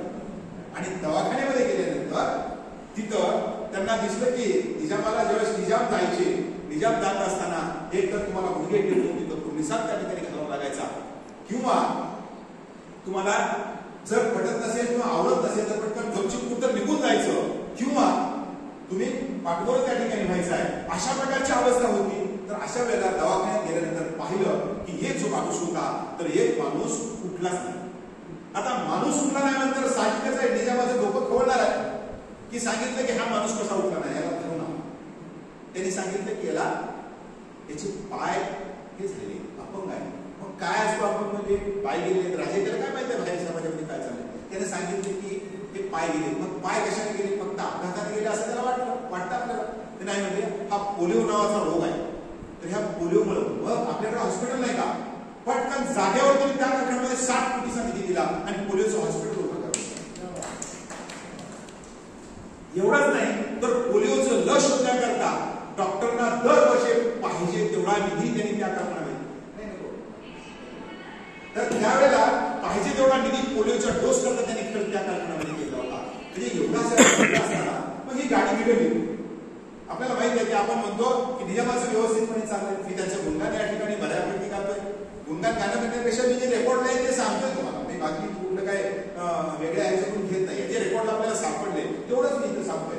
तर अशा वेळेला ज्या वेळेला व्यवस्थितपणे चालू आहे ही गाडा व्यवस्थितपणे म्हणजे त्यांची कारकीर्द आपण पाहिली 1911 पासून ते 1948 पर्यंत म्हणजे तब्बल 37 वर्ष कारभार त्यांनी 37 वर्ष कारभार. आणि त्यांचा कारभार आपण पाहत असताना आता सांगितलं तुम्हाला की हैदराबाद म्हणजे हैदराबादचे म्हणजे त्यावेळेचा 16 जिल्ह्याचा यांचा कारभार आहे. 16 जिल्ह्याचा कारभार. आता 16 जिल्हे कुठले आले आजचा आंध्र आणि तेलंगणा याचे 8 जिल्हे कर्नाटकाचे अलीकडे आपल्या दक्षिण उत्तर भागातले 3 जिल्हे आणि त्यावेळेला मराठवाड्यातले 5 जिल्हे असा 16 जिल्ह्याचा कारभार त्यांचा होता. आणि त्या कारखान्यामध्ये जर क्षेत्र क्षेत्रफळ आपण पाहिलं त्यांचं तर ते आहे 82,694 चौरस मैल क्षेत्रफळ आहे. म्हणजे ते स्कॉटलंड आणि इंग्लंडच्या दुप्पट आहे. एवढं त्यांचं क्षेत्रफळ आहे. एवढा त्यांच्याकडे भूभाग आहे. 22,360 खेडी त्यांच्या ताब्यामध्ये आहे. 1,63,38,534 एवढी लोकसंख्या आहे. आता हे कशा करता सांगायला लागलो. आपल्याला एक सोपा मार्ग सांगतो की निजामाचं राज्य कॉन्ट्रीच्या गावाला अडचण होती. निजामाचं राज्य कुठे आहे हे शोधण्याकरता अडचण होते. त्याच्याकरता सोपा मार्ग की जर निजामाचे आड आपण पाहिले 1870 त्या आडावर सिमेंट कॉन्क्रीटचे आड त्या आडावर HCS अशा प्रकारचं लिहिलं आहे. हिज एक्झॉल्टेड हायनेस नावाचं तिथं लिहिलेलं असतं किंवा कोरलेलं आहे. आणि सोप्या भाषेत आज जर प्रशासनाचा आढावा तुलना करत असताना सांगायचं झालं की जे आड बांधल्यानंतर अजून तुटलेच नाही तर ते समजायचं निजामाचं ते निजामाचं गाव. तर तशा रीतीनं या निजामाचं शासन व्यवस्थितपणे चालू असताना मग नेमकं झालं काय म्हणजे निजाम हा शब्द आपण घेतला की निजाम कुणाला म्हणावे तर जो व्यवस्थापक आहे त्याला निजाम म्हणावे. आणि मग 1724 पासून 1948 पर्यंत त्याचा कारभार पाहिला तर 7व्या निजामाच्या कारकिर्दीमध्ये आपल्याला इथे यावं लागतं. तर त्याच्या कारकिर्दीमध्ये अशा रीतीनं हा कारभार व्यवस्थितपणे चालू होता. मग नेमकं पुढं शिकलं कुठं आणि पुढा दंड कसा घेतला हा मुद्दा ज्यावेळेस आपण पाहतो तर त्यावेळेला आपल्याला असं दिसतंय की 565 संस्थानामध्ये ज्यावेळेस आपण 1945 ला दुसरं महायुद्ध संपलं. दुसरं महायुद्ध संपल्यानंतर लगेचच या जगाच्या पाठीवर स्वातंत्र्याचं वारं वाहलं. तुम्ही बघा 45 ते 47 या दरम्यान अनेक अशा प्रकारचे वेगाने देश स्वतंत्र व्हायला लागले. कारण सर्व देशाचं जगाचं कंबरडं मोडलं गेलं या दोन्ही महायुद्धामध्ये. हे कंबरडं मोडल्यानंतर प्रत्येक देश स्वतंत्र व्हायला. आपल्याही देशामध्ये स्वातंत्र्याचं वारं त्या ठिकाणी व्हायला लागलं होतं. हे वारं वाहत असताना हे जे निजाम आहे या निजामानं आपली सुद्धा सैन्य त्या ठिकाणी पाठवलेलं होतं. एवढंच नाही तर निजामाने प्रत्येक मशिदीमध्ये त्या प्रकरणामध्ये ब्रिटिश सैन्याला विजय मिळावा म्हणून प्रार्थना केल्या होत्या. आणि म्हणून त्याला 27 त्याच्या एकूण डिग्र्या होत्या. त्या 27 डिग्र्यामध्ये एक डिग्री होती HCS हिज एक्झॉल्टेड हायनेस म्हणजे फेथफुल अलाय आमच्याशी प्रामाणिक राहणारा तशा प्रकारची डिग्री त्यांना निजामाने आपलं या इंग्रजांनी दिली होती. आणि खऱ्या अर्थानं जर आपण पाहिलं निजामाचं शासन हे निजामाचं शासन नव्हतंच. तो एक इंग्रजांचा मांडलिक म्हणून त्या ठिकाणी तो राहत होता. त्या ठिकाणी असणारा रेसिडेंट रिझल्ट म्हणता येईल तो तिथं राहतोय आणि तो कारभार त्यांचा करायचा. म्हणून एकंदर आज जर आपण बघितलं की हैदराबादच्या बाजूला असणारा सिकंदराबाद नावाचं गाव जो सिकंदर जहां नावाचा जो काही निजाम होऊन गेला 6व्या निजामाचा 5वा निजाम तर त्याच्या नावाने तिथे मिलिटरी बसवली आणि मिलिटरी बसवून त्याच्याच नावानं असणारा त्या कारभार किंवा तिथं असणाऱ्या मिलिटरीची व्यवस्था केली. आणि आपल्या इथं मिलिटरी का आली जालन्याला आपल्या इथं अंबाजोगाईला मिलिटरी का आली त्याचं कारण सुद्धा इंग्रज आहे. म्हणजे इंग्रजावर एवढं कर्ज त्या ठिकाणी झालं की आपण ज्यावेळेस 1845 एक कारभार आहे आपल्याला माहित असेल. निजामाचा जो दिवाण होता त्याला पंतप्रधान म्हणतात तर त्याचं नाव होतं राजा चंदुला. महाराजा चंदुला त्याचं नाव आहे. महाराजा चंदुलाला त्या कालखंडामध्ये 1845 ते 1805 पासून जवळपास 30 वर्ष त्याचा कारभार राहिला आहे. तर त्यावेळेला त्याला वार्षिक 6 लाख रुपये पगार त्या कालखंडामध्ये 6 लाख रुपये पगार होता. तर त्या माणसाने एवढं कर्ज काढून ठेवलं कारण का 6वा निजाम 5वा निजाम जो होता 4था निजाम सॉरी तर 4था निजाम लोकांनी कधी पाहिलाच नाही. कारण का तो शक्यतो 2च्या पुढे उठायचा त्यामुळे लोकांना पाहिलाच नाही. त्यामुळे सर्व कारभार जो होता ह्या पंतप्रधानांनी केला. आणि यावेळेला ही कर्जाचा डोंगर वाढत गेला निजामावर. आणि म्हणून 1853 ते 1860 या दरम्यान 2 जे जिल्हे होते आमचा असणारा खास करून धाराशिवचा जिल्हा आणि तिकडला मेंढक जो जिल्हा होता आंध्रातला तर तो 2 जिल्हे इंग्रजांना वसुली करता निघाले. आणि या वसुलीला म्हणजे तैनाती फौज म्हणतो. आणि या तैनाती फौजेमुळेच ही जी मिलिटरी असेल ही मिलिटरी आपल्या इथे आली. त्याच्या इथं जो काही मिलिटरी होती आपली ही निजामाची मिलिटरी नसून ही इंग्रजांची मिलिटरी होती. तशाच प्रकारे इथं असणाऱ्या अंबाजोगाई मिलिटरी त्यांचीच होती. तर हा रिजेंट असणारा किंवा इंग्रजांचा मांडलिक राहणारा हा जो काही राजा होता तर जसं जसं स्वातंत्र्याचं वारं वाहायला आपण वेगवेगळ्या प्रकारच्या हालचाली आपण पाहिल्या. वेगळ्या हालचाली पाहत असताना आज जरी आपण टीका नाही करत की गांधीजी असतील लोकमान्य टिळक असतील अनेक अशा प्रकारच्या हालचाली आपण जरी पाहिल्या असतील तर या हालचालीमध्ये या मराठवाड्यामध्ये या बाकीच्या लोकांच्या हालचाली आपल्याला मोठ्या प्रमाणात दिसताना म्हणजे आढळून येते. असं नाही आढळून येणार की गांधीजी जालन्याला आले, बीडला आले, त्याचा दौरा पुढे वाढत गेला. कारण की त्या प्रकरणातलं जे काही एक सॉफ्ट कॉर्नर म्हणून आपण आणि दुसऱ्या बाजूला की आपल्या अशा प्रकारचे जे शासन आहे तर तिथे इंटरफेअर का करा, कारण ती इंग्रजांच्या आधिपत्याकडे असणार. आणि म्हणून इथं 42 आंदोलन, चले जाओ, मध्ये आओ हे झालंच नाही. आपला हा लढा, मला अभिमानाने कधी कधी म्हणतो, हा जो लढा आहे 18 पगड जातीनं लढले, त्याला खऱ्या अर्थानं नेतृत्व नव्हतो. जरी आपण म्हणत असतो कुणालाही क्रेडिट आपण देतो, कारण त्या शेवटच्या टप्प्याचा ज्यावेळेस आपण आढावा घेतो तर त्यावेळेला शेवटच्या टप्प्यामध्ये स्वामी रामानंद यांच्या नेतृत्वाखाली हा लढा लढला गेला. मात्र त्यांचं जर अस्तित्व आपण बघितलं किंवा त्यांचं मग ते कुठं होते तर 8 महिने ते जेलमध्ये. 8 महिने जेल जर आपला मोरक्याच नसेल, आपला सेनापती नसेल, मग लढला कुणी? ते दगडाबाई शेळके नावाच्या असणाऱ्या बाई लढला. सर्वसामान्य असणाऱ्या छोट्या छोट्या माणसाने हा लढा या ठिकाणी लढला. तर हा लढा लढत असताना वेगवेगळ्या प्रकारच्या घटना इथे घडायला लागल्या. बघा, लढ्याची 2 सूत्र एका मिनिटामध्ये मी संपवू शकतो, कारण ह्या लढ्यामध्ये झालं नाही तर काय बघा, हा लढा वेगळ्या टर्निंगवर जाण्याचं काय होतं, कारण काय होतं? त्याचं कारण होतं 1891 साली बीड जिल्ह्याच्या धारूर या ठिकाणी पहिल्यांदा आर्य समाजाच्या संघटनेची किंवा शाखेची स्थापना झाली. 1891 धारूरला. आता आर्य समाज हा वेगळ्या पद्धतीने काम करणारा समाज आहे. त्यांचं हिंदुत्व वेगळं आहे, तो अग्निपूजेला मानतो, त्याला कर्मकांड मान्य नाही. त्याच्यानंतर हिंदू महासभा आली, पुन्हा जोडून काँग्रेसची स्टेट काँग्रेसची स्थापना झाली. एका बाजूला निजाम हिंद राजा म्हणून आपण घेतोय आणि दुसऱ्या त्याच्या जोडीला आपण पाहिलं असेल तर त्याच्या जोडीला पाहत असताना की ह्या संघटना जे ज्यावेळेस काम करायला लागल्या तर ह्या संघटना काम करत असताना दुसऱ्या बाजूला काय व्हायला लागलं की ह्या संघटना काम करत असताना त्यांच्या लोकांना वाटायला लागलं, अरे बापरे आपण आता काय करावं, हे निजामाला ही लोक घेरायला लागली. ज्यावेळेस मग आर्य समाज आला, कुठून आर्य समाज आला उत्तर भारतात. बघा टर्निंग कसे आपले आर्य समाज उत्तर भारतातून इथं आलेला आहे आणि त्यांच्या जर आपण सभा बघितल्या, सभा फार विचित्र असायच्या. उत्तर भारतीय लोक लवकर असणाऱ्या परकीय आक्रमणाला भिडलेली होती. मोगल आले, तुगलक आले, सर्वांना भिडलेले लोक आहेत ते. त्यामुळं ती लोक सभा कशा प्रकारची घ्यायची, अशी लोक जमा व्हायची. लोक जमा झाल्यानंतर तलवार काढायची, तलवार काढल्यानंतर डोक्यामध्ये आपलं तलवार मारून घ्यायची आणि हे भारत माते के लिए मेरा एक खून जरुरी है असं कोण लोकांमध्ये शिकवून टाकायचे. चैतन्य लोकांमध्ये पेटायचं. मला सांगा, अशी जर लोक पेटायला लागली तर व्हायचं काय नेमकं? हिंदू महासभा आहे, पुन्हा स्टेट काँग्रेसची स्थापना झाली. मग आता आपल्या असणाऱ्या बुद्धिमंतांना लक्षात आलं तिकडच्या, अरे बापरे, आता ही निजामाला घेतलं चालू झाले आणि आपण सुद्धा आपल्यासाठी काहीतरी केलं पाहिजे, आपण सुद्धा आता काहीतरी केलं पाहिजे, अशा प्रकारचे विचार समोर आले. आणि म्हणून याचं सुद्धा नेतृत्व आपण ज्यावेळेस पाहतो तर ते नेतृत्व सुद्धा खऱ्या अर्थानं आम्ही आता नाहीये, मात्र जे जे उठाव घडले असतील जगामध्ये तर त्याच्या पाठीमागं बऱ्यापैकी शिक्षक काढलेला आपल्याला दिसतोय. कारण का की आपल्याला माहित आहे की पुस्तकाची ताकद काय असते, पुस्तकाची ताकद काय असते. म्हणून एकंदर मी म्हणत असतो की पुस्तक वाचा, सर्वांना सांगत असतो पुस्तक वाचा, कारण पुस्तक वाचलं की मस्तक फळतं, मस्तक फळल्यानंतर पुन्हा पुढे नतमस्तक व्हावं हे आपल्याला आणि ही ताकद असते शिक्षकाला. तर तशा प्रकारे याला विरोध करण्याकरता मग तो 2 शिक्षक लागले. उस्मानिया विद्यापीठातले म्हणजे 1927 साली या संघटनेला विरोध करण्याकरता प्राध्यापक मोहिउद्दीन कादरी जे की उर्दूचे प्राध्यापक आहेत आणि दुसरे जे होते हबीबुल रहमान, या 2 प्राध्यापकांनी सांगितले की आता आपण काहीतरी केलं पाहिजे. एक पेटंट ठरवली गेली आणि म्हणून मुस्लिमांच्या उन्नती करता 1927 साली मजलिस-ए-इत्तेहादुल मुसल्लीन नावाची संघटना असते.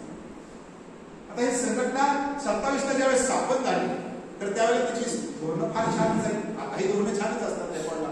तर त्याच्यानुसार त्याच्यामध्ये धोरण काय होतं की मागा पडलेला जो मुस्लिम समाज आहे त्याच्यामध्ये त्यांची उन्नती आणावी, मग ती आर्थिक असेल, सामाजिक असेल, शैक्षणिक उन्नती त्या ठिकाणी आणावी. आणि तशानुसार त्यांनी कामे करायला सुरुवात केली. काही शाळा काढल्या, काही वर्तमानपत्र त्या ठिकाणी काढली.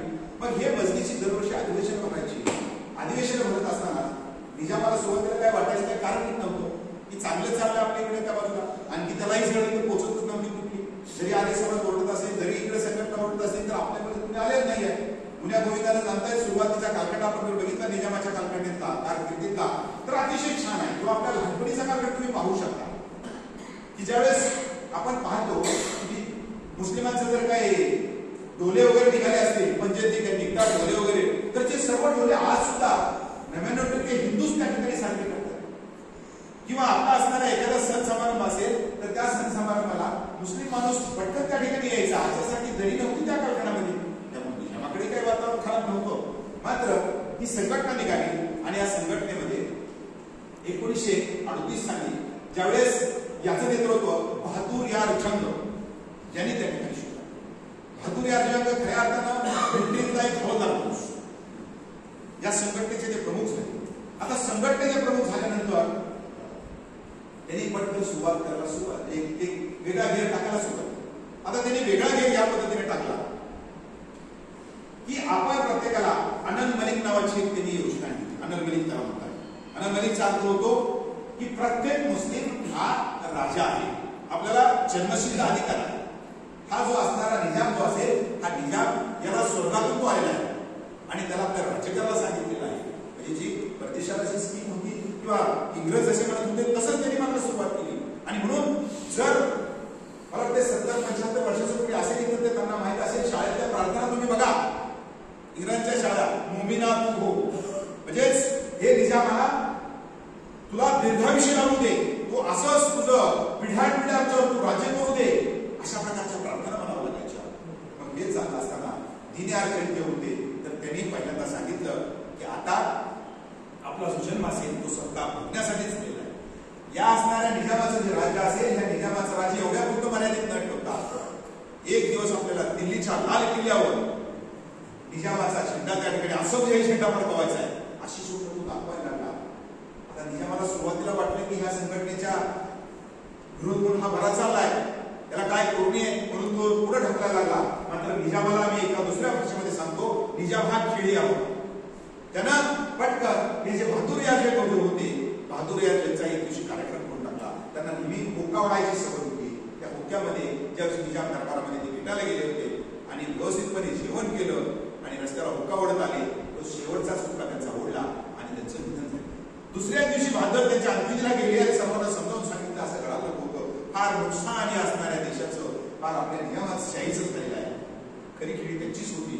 आणि आपल्याला नवीन संशोधन सांगत असतो, मी बोलत असताना नेहमी सांगतो की माझ्या पुढं मी प्राध्यापक म्हणून कायदेसरचा विद्यार्थी किंवा कायदेसरचे माझे जे ज्येष्ठ सहकारी आहेत आणि आपल्या कॉन्फिडन्सली या ठिकाणी सांगत असतो की संदर्भ माझ्यापासून सुरुवात व्हावी. कुठलाही प्राध्यापक तुम्ही माझ्यासमोर आला आणि मग सांगा मला की बाबा हे संदर्भ कुठून आला. हे बहादूर यार जंगच्या नावाने आज इथून जे पळून गेलेले, जे जेवढे मुस्लिम होते आपल्या भारतातून पळून गेलेले, तर ते कराचीच्या एका भागामध्ये त्या ठिकाणी राहतात. तर त्या कराचीच्या भागाचं नाव आहे हैदराबाद कॉलनी. आणि ज्याने इथं अशा प्रकारचं कारस्थान केलं, ज्यांनी खऱ्या अर्थानं या निजामाला टर्निंग देण्याचं काम केलं, बहादूर यार जंग.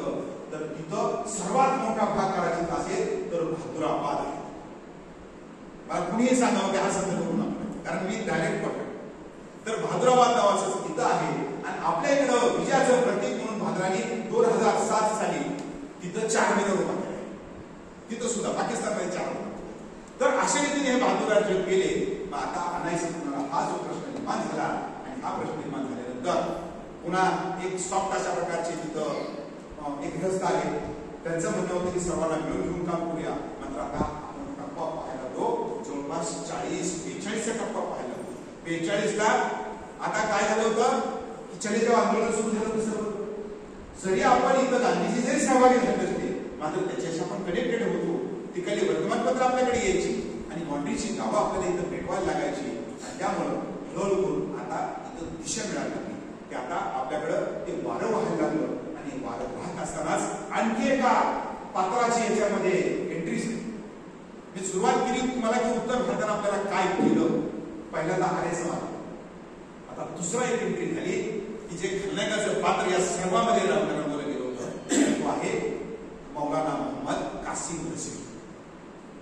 आता हे कासिम रझवी जे होते ते सुद्धा उत्तर प्रदेश अलीगड मुस्लिम विद्यापीठामध्ये शिकणारा भाग. तिथून इथं त्यांचे जे काही सासरे होते लातूरला डिवायसपी होते, जय साहेब काय ते जैनात काहीतरी नाव आहे त्याचं. तर त्यांची मुलगी केली म्हणून हे इथं आले. आल्यानंतर त्यांनी पहिल्यांदा हैदराबाद या ठिकाणी वकिली केली. त्याच्यानंतर ते लातूरला आले त्यांच्या पाठीमागं. आणि लातूरला आल्यानंतर यांचं सुद्धा रेकॉर्ड मी काढलं. त्यांचा घर नंबर, सर्वे नंबर, त्यांची जमीन काढली. त्याच्यानंतर आज कॉन्टॅक्ट माझा चालू आहे. ती व्हिडिओ क्लिप लवकरच आपल्याकडे येईल. आज मी अनऑफिशियली सांगतो की कासिम रजीव साहेबांच्या नातीशी रोज माझा आता कॉन्टॅक्ट चालू आहे. रोज पाकिस्तानचे कॉन्टॅक्ट चालू आहे. नवीन माहिती निश्चितच आपल्याकडे येणार आहे. म्हणजे असं वेगळं काहीतरी पलीकडे जाऊन संशोधन करावं अशी प्रत्येक मी जगत असतो. तर या माणसाची नोकरी झाली. या माणसाचा सुरुवातीचा कालखंड ज्यावेळेस आपण पाहतो तर सुरुवातीच्या कालखंडामध्ये बघा आतापर्यंत हिंदू मुस्लिमाचा इथं कुठल्याही प्रकारचं अजिबात कुठल्या प्रकारचा संबंध दोन भावामध्ये होतो तरी नाही, व्यवस्थितपणे चालू आहे. आणि कासिम रजवी जर रेकॉर्ड आम्ही पाहिलं तर कासिम रजवी हा वेगळ्या पद्धतीचा माणूस आहे. वेगळ्या पद्धतीचे या दृष्टीनं या असणाऱ्या हैदराबाद मुक्ती संग्रामाची किंवा निजामाची वाट दोन माणसांनी लावली. एक चिरूट वाटणाऱ्यानं आणि दुसरं सिगरेट वाटणार. बहादूर यारनं पहिल्यांदा पेटवलं वातावरण या चिरूटनं आणि हे कासिम रजवी 24 तास फक्त झोपल्यानंतर सिगरेट पाहिजे. 24 तास सिगरेट चालवायची. आणि यांचे सुरुवातीचे टप्पे आपण पाहिले तर सुरुवातीच्या टप्प्यामध्ये त्यांनी 99% केसेस हिंदूच्या त्यांच्याकडे होते. 99% कुठल्याही केसमध्ये तो माणूस ठरलाच नाही. लातूरला त्यांची प्रॅक्टिस असायची. रात्रभर डाव खेळणे, रात्रभर, आणि कधी डावामध्ये हरलो नाही. जेवढे पैसे जमा झाले ते लोकांना वाटत तो निघायचे. मी एवढं व्यक्तिमत्व मात्र बहादूर यार जेव्हा लातूरला आले होते आणि लातूरला आल्यानंतर त्यांचा कालमंत्र काय झाला माहित नाही. या माणसाला अचानकपणे टर्न घेतला. जो कालपर्यंत पूर्णपणे सेक्युलर होता दुसऱ्या दिवसापासून त्यांनी बदल केला आणि बदल केल्यानंतर त्यांच्याही मनामध्ये कशा प्रकारचं इत्यादीमध्ये ते सामील झाले. त्यांना इत्यादुल मुस्लिमीन नावाच्या संघटनेचं जिल्हाध्यक्ष केलं आणि मग त्यानंतर ते हळूहळू करून आता पाय पसरायला सुरुवात केली. पहिल्यांदा लातूरमध्ये काही मुस्लिम लोक जे होती किंवा गुंड होते, इसाक नावाचा खास करून गुंड होता, तर त्या इसाकनं भरपूर गोंधळ तिथे घातला आणि इसाकला सोडण्यासाठी त्या कासिम रजवीने पोलीस स्टेशनवर हल्ला करून टाकला. पोलीस स्टेशनवर हल्ला करून पूर्ण पोलीस स्टेशन तिथे उद्ध्वस्त करून टाकलं. त्याचं धीरज त्या ठिकाणी वाढलं आणि निजामाने त्यांना सॉफ्ट गव्हर्नमेंट दिल्यामुळे त्याचं धीरज वाढत गेलं. कारण का निजामाच्या या इसाक नावाचा जो गुंड होता त्याचा तिथं खून झाला होता. मात्र आता हे पेटून उठले आणि अशा रीतीनं ज्यावेळेस 1946 साली गुलबर्गा या ठिकाणी इत्यादुल मुस्लिमीन नावाची जी संघटना होती त्याचं अधिवेशन गुलबर्ग्याला भरलं. गुलबर्ग्याला भरल्यानंतर बघा हे कशा प्रकारचा माणूस आहे. एका बाजूला त्याचं घर जर बघितलं 2 एकरात एवढा मोठा माणूस, एवढं व्यवस्थित चाललंय. 10 मुलं त्यांना आहेत. आज मी बघितलं कासिम रजवीची एक जी फौजा नावाची जी काही त्यांची कन्या आहे 2012ला पाकिस्तानमध्ये खासदार होते. पाकिस्तानच्या खासदार आहेत तर व्यवस्थितपणे चालू आहे. आणि 1946ला ज्यावेळेस गुलबर्ग्याला अधिवेशन होतं, गुलबर्ग्याच्या अधिवेशनामध्ये यांच्या अध्यक्षपदी निवड झाली. निवड झाल्यानंतर एका महाराजानं उठला. तो 10 मुलांचं कुठं काय त्याला देणं घेणं नाही. त्यानं सांगितलं की फक्त माझ्या अंगावरचे जे कपडे आहेत एवढीच माझी संपत्ती, माझी सर्व संपत्ती मी इत्यादुल मुस्लिमींना दान करत आहे. आजपासून मी संन्यास घेत आहे आणि तो संन्यास आहे फक्त निजामशाहीची सेवा करणे. दिल्लीच्या लाल किल्ल्यावर निजामशाही ध्वज फडकावणे एवढंच माझं स्वप्न असेल. 46 कालखंड. मग 46 कालखंड एवढा भयानक त्या ठिकाणी होता आणि म्हणून एखादा 46 ते 47 कालखंड जर आपण पाहिला तर या मराठवाड्यामध्ये किंवा हैदराबादच्या संस्थानामध्ये कत्तल की रात होण्याला आपल्याला पाहावं लागतं. जे असणारी इत्तेहादुल मुस्लिमीन नावाची जी काही संघटना होती तर त्या संघटनेनं आणखी एका वेगळ्या अपत्याला जन्म दिला. उपसंघटना आहे, त्याच्या रेकॉर्डला कुठं नाहीये नाव, त्या रेकॉर्डला नाव नाहीये. तर त्या संघटनेचं नाव होतं रझाकार. त्या संघटनेचं नाव होतं रझाकार. पहिल्यांदा अर्थ सांगितला तुम्हाला, काय सांगितला? निजाम शब्दाचा अर्थ सांगितला. आता संघटना स्थापन झाली रझाकार. रझाकार शब्दाचा अर्थ होतो सोप्या भाषेमध्ये व्हॉलेंटियर. व्हॉलेंटियर म्हणजे आपण स्वयंसेवक म्हणतो. आपण त्या स्वयंसेवक, आता स्वयंसेवक कोणाची, व्हॉलेंटियर कोणाचं काम करायचं आहे? चांगलं काम. स्वयंसेवक व्हॉलेंटियर कधी खराब नसतो, स्वच्छतेने काम करत असतो. तर हा स्वच्छतेने काम करण्याकरता हे व्हॉलेंटियर रझाकार नावाची संघटना स्थापन केली आणि रझाकार संघटनेच्या माध्यमातून आता निजामाचा 1946च्या काळात भारतीय स्वतंत्रता आंदोलन त्या ठिकाणी अंतिम उच्च पदाला पोहोचलेलं होतं. तर त्यावेळेला इथं असणारी रझाकार संघटना होती.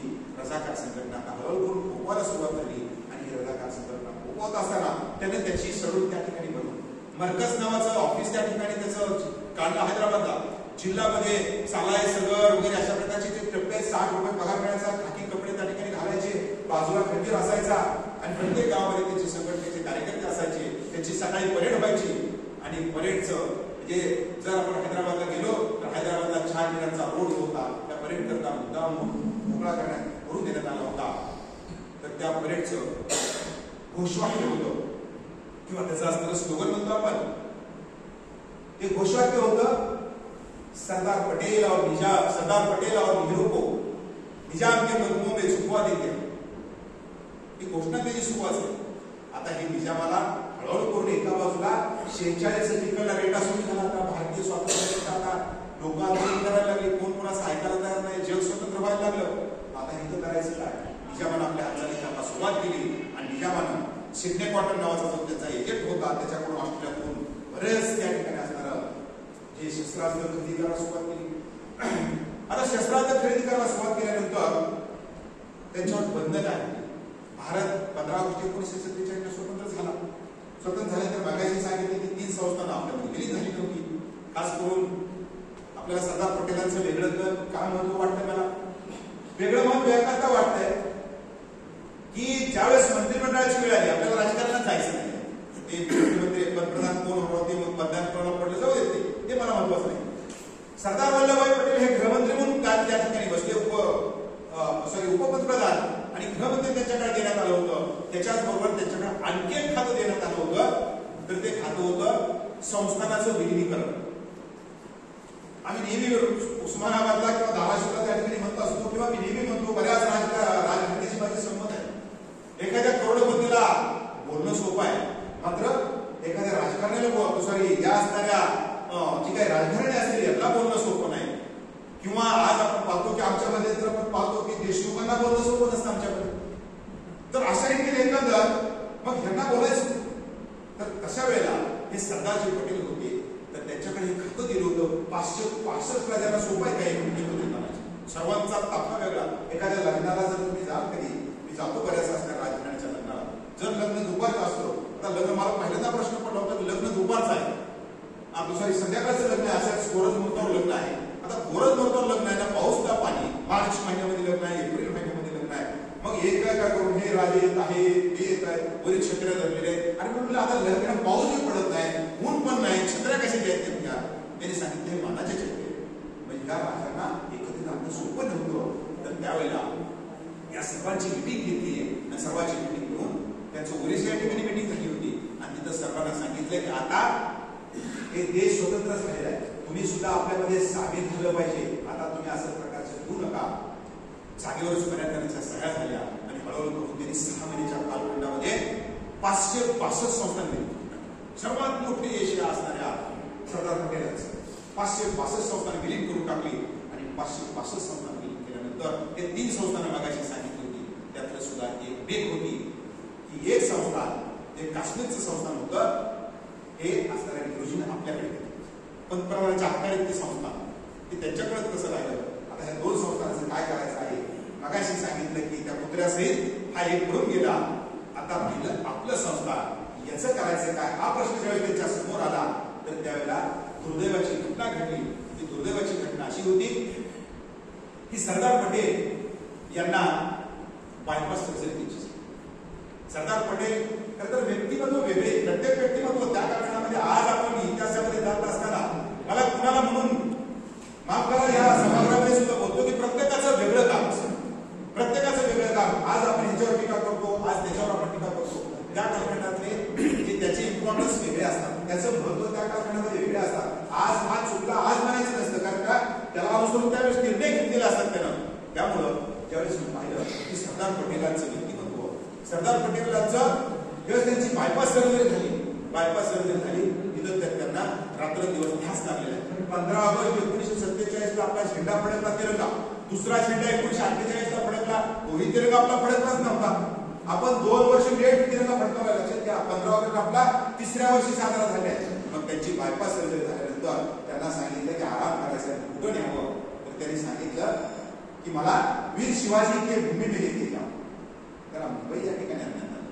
मुंबईला आणण्यात आल्यानंतर ते उपपंतप्रधान आहे, त्यांना स्वागताला आपली सर्व मंडळी त्या ठिकाणी गेली. मंडळी गेल्यानंतर त्यांना आणण्यात आलं आणि आणून त्यांना ज्यावेळेस आराम करण्याची व्यवस्था केली तर त्यावेळेला आपले मंत्रिमंडळ भेटायला गेलं. भेटायला गेल्यानंतर त्यांच्या कन्या बाजूला बसलेले आहेत. त्यांच्या कन्याचं वर्णन काय, एक असं पांढरा अशा प्रकारचं जे धोतर असतं ना ते खांद्यावर त्या ठिकाणी घेतलेलं, त्याला 4 ठिकाणी ठिगळं पडलेली. गृहमंत्र्यांच्या मुलीच्या हा मी तुम्हाला पहिराव सांगतोय, ठिगळं पडले त्याला. मग त्याने सांगितलं कपडे काय आहे नाही का, तुमची साडी काय?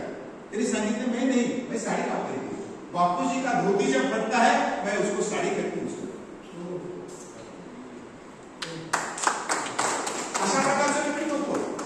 मग त्यांना तिथं थोडस उष्ण हवामान मानत नव्हतं आणि म्हणून पटेलांना सांगितलं त्यांना थंड हवेच्या ठिकाणी नेलं पाहिजे. मग त्यांना नैनिताल या ठिकाणी नेण्यात आलं. नैनितालला नेल्यानंतर त्यांचा अजून आजारपण त्या ठिकाणी उफाळून यायला लागलं होतं. हे आजारपण उफाळून असताना रात्रचा दिवस ध्यास एकच आहे. ज्यावेळेस त्यांची बायपास झाली आणि शुक्रवारानंतर त्यांनी एकच वाक्य विचारलं होतं, हैदराबाद का क्या हुआ?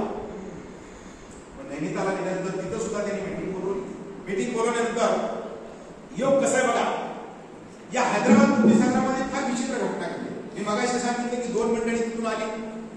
पहिल्यांदा हा जो असणारा आर्य समाज आला, कासिम रजी तिथूनच आले. आणि आता दुसऱ्या 2 घटना आहेत वेगळ्या. तर त्यावेळेला भारतीय जो काही तो तिथं असणारा जो काही सरदार किंवा त्याला आपण सेनापती म्हणता येईल, तर तो आपला असणारा तो इंग्रज, भारताचा जो काही प्रमुख आहे तो इंग्रज आहे. आणि रॉय बुचर त्याचं नाव आहे, रॉय बुचर हा इंग्रज आहे. दुसऱ्या बाजूला निजामाचा जो सेनापती आहे अल अडरूस त्याचं नाव, तो अर्धा ख्रिश्चन अर्धा मुस्लिम. आता नेमकं ज्यावेळेस सरदार पटेलांनी रॉय बुचरला विचारलं की काय करायचं नेमकं, आपण अटॅक करावं का पाकिस्तानवर, कारण आता आपण जुनागड घेतलंय, आपण सॉरी निजामाचं काय करायचं, हैदराबादवर अटॅक करावं का? त्याने सांगितलं की भारत आताच आर्णीमधून जातोय, तिथं असणारं युसुफशाहीच्या टोळ्या तिथं आक्रमण करतात, काश्मीरमध्ये हातात बांधलेला आहे, बंगालकडून तिथं आक्रमण होत आहे. अशा वेळेला जर आपण आक्रमण केलं तर पाकिस्तान तिथून आक्रमण करेल, आपल्याला परवडणार नाही. ठीक आहे म्हणजे तुम्ही दिल्लीतच राहा, बघतो मी. नैनितालला गेल्यानंतर सर्वांची मीटिंग घेतली आणि सर्वांची मीटिंग घेतल्यानंतर त्यांनी हा प्रश्न समोर मांडला की पाकिस्तान निजामाला आपल्याला ताब्यामध्ये घ्यायचं आहे, काय करावं लागेल, किती वेळ लागेल. तेवढ्यामध्ये एक छान अशा प्रकारचं व्यक्तिमत्व समोर उठलं. मेजर जनरल जयंतराव चौधरी हे उठून त्यांनी स्लट टाकला. त्यांनी सांगितलं की माझ्यावर विश्वास जर टाकला तर 7व्या दिवशी मी तुम्हाला निजाम स्टेट जिंकून. सरदार पटेल उठले. तेवढ्याही परिस्थितीमध्ये आपल्या अंगावरली शाल काढली आणि त्यांच्या असणाऱ्या जयंतनाथ चौधरीच्या अंगावर घातली. चला म्हणले कामाला लागा. अहो म्हणले गृहमंत्रालयाचा आदेश, संरक्षण मंत्रालयाचा बलदेव सिंग त्यांचे संरक्षण मंत्री आहेत, काय करायचं, पंडितजी काय करायचं मी बघून घेतो, उद्यापासून मोमेंट मध्ये लागा. पटकन तो माणूस दिल्लीला निघाला आदेश घेण्याकरता. गाडीत बसलो तर पटकन जयंतनाथ चौधरी बाजूला बसले लगेच गाडीमध्ये. त्यांना सांगितलं की गाडी उभी करा. तुम्ही काय बसलात मध्ये, तुम्हाला सोडवायचं आहे, प्रोटोकॉल आहे, मला सोडवायचं आहे. बिलकुल काय आवश्यकता नाही मला सोडवण्याची, माझी मी कसायचं आहे, तुम्ही आताच कामात आला. आणि लगेचच आदेश दिला गेला आणि फर्स्ट आर्मर्ड रेजिमेंट त्याला पण म्हणता येईल, फर्स्ट आर्मर्ड रेजिमेंटला लगेच आदेश दिले आणि सांगितलं की हैदराबादच्या दिशेने कूच करा. आर्मर्ड रेजिमेंट म्हणजे आजची बरीचशी मोठी फौज आहे. आर्मर्ड रेजिमेंट एक सर्वांचं कंबाईन असतं, त्याच्यामध्ये फार मोठा आकडेवारी माझ्याकडे आहे. तर हे आर्मर्ड रेजिमेंट जी होती त्यांना लगेच आदेश दिले रेल्वेनं. पटकन 2 ठिकाणी त्यांनी आपली फौज आणून ठेवली. एक नगर आहे अहमदनगर आणि दुसरी फौज जी होती तर ती ठेवली होती सोलापूर या ठिकाणी. आता हे गुप्त हालचाली चालू आहे. निजामाने इकडे आपल्या हालचाली वाढवायला सुरुवात केली. निजामाला दबाव काय होता की आपलं सैन्य वाढवायचं नाही, म्हणून निजामाची फौज होती फक्त 38,000 फौज आहे. आणि आता हा जो कासिम रजी आहे त्यानं रात्रंदिवस दहशत माजवायला सुरुवात केली. या परिसरामध्ये किंवा खेडेगावला जायचं, प्रत्येक ठिकाणी त्यांचे रझाकार पेरलेले होते. वाटेल तशा प्रकारचे त्यांनी अन्याय अत्याचार त्या ठिकाणी करायचे. जर तुम्ही करोडगिरीच्या नाक्याचं उदाहरण जर घेतलं ना तर समजा करोडगिरी, आता बघा तुम्ही, जर तुम्हाला इथं असणार टाकळी तुमच्या कुठल्या गावात इथे नाक्याचा होता तुमचा, तर तिथून जर तुम्हाला इथे यायचं असेल तर इथं येण्याकरता तुम्हाला कुठे नाके आपले जे होते ना इथे 2 जे नाके देऊळगाव राजाला इथे बहुतेक नाका होता तुमचा, तर तिथून जर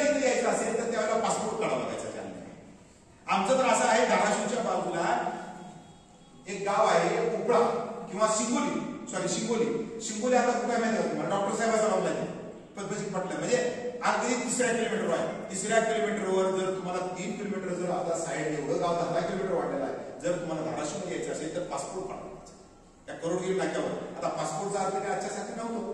तिथं यायचं. बैलगाड्या सकाळी जर आल्या तर त्यांनी झडती घ्यायची. अगोदर सोनं नाणं असेल तर लुटून टाकायचं.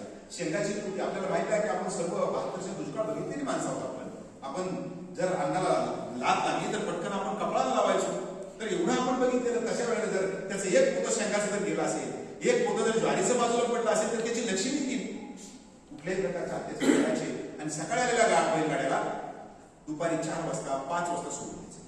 तोपर्यंत काय काय व्हायचं. त्यामुळं फार अत्याचार त्या ठिकाणी होत होते. आणि ही जी फौज होती ही फौज वाढवायला या राजकारणी किंवा या कासिम रजेने सुरुवात केली आणि कासिम रजेने वाढत वाढत ही फौज गेली 2 लाखात. म्हणजे सैन्य 38,000 आणि हिता असणारी फौज ह्याची असणारी 2 लाख झाली फौज. आता ही 2 लाख फौज झाल्यानंतर सुरू झाल्याचं की त्यांची एक पद्धत असते, क्या उसमें क्या है हम कर देंगे, 1 मिनिट में कर देंगे. आता एकदा तर मिटिंग भरली निजामाची, हल्ले व्हायला लागले, भरपूर हल्ले त्याच्यामध्ये. ते हल्ले व्हायला लागले, संघर्ष वाढीवर व्हायला लागला. ज्यांनी या असणाऱ्या पोलीस ऍक्शनचा याचा तुम्ही अभ्यास केला असेल तर त्याच्यामध्ये 2-3 नावं वेगवेगळ्या प्रकारचे ते सुद्धा आपल्याला अगोदर सांगतो. कुणी हे वाचलं असेल कदाचित, त्याला आपण पोलीस ऍक्शन म्हणतो, मात्र त्याला 3 नावं वेगवेगळ्या प्रकारचे. पहिलं नाव दिलं होतं या ऍक्शनला ऑपरेशन कबड्डी. त्या ऑपरेशन कबड्डी नाव एवढे करता होतं की बाँड्रीला आपली नगरची बाँड्री, इकडे सोलापूरची बाँड्री. तर तिथं काय करायचं की पटकन मध्ये जायचं, हल्ला करायचा, पटकन मागे घ्यायचं. त्याला नाव दिलं होतं ऑपरेशन कबड्डी.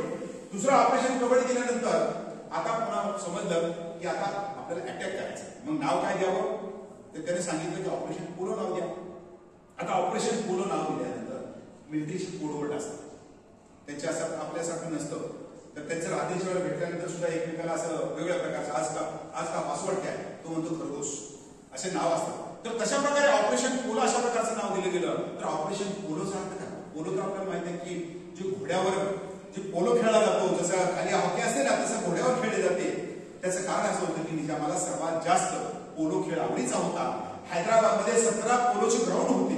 तशाच रीतीनं त्याला या निजामाला 4-5 बाजूने टोलवत तिथं मध्ये घालायचं. म्हणजे सेकंदर 5 बाजून त्याच्यावर अटॅक करायचं असं त्या ठिकाणी ठरलं होतं. विजयवाडा असेल, आपल्या इथून असणारं म्हणजे जी काय असणारं संभाजीनगर असेल इकडून, किंवा तिथं असणारं सोलापूर असेल, अशा वेगवेगळ्या प्रकारच्या भागातून त्याच्यावर अटॅक त्या ठिकाणी, किंवा तिकडं असणारं ह्याच्याहून विदर्भातून त्या ठिकाणी अटॅक होणार आहे. तर अशा अटॅक होण्याकरता त्याला नाव दिलं होतं ऑपरेशन पोलो.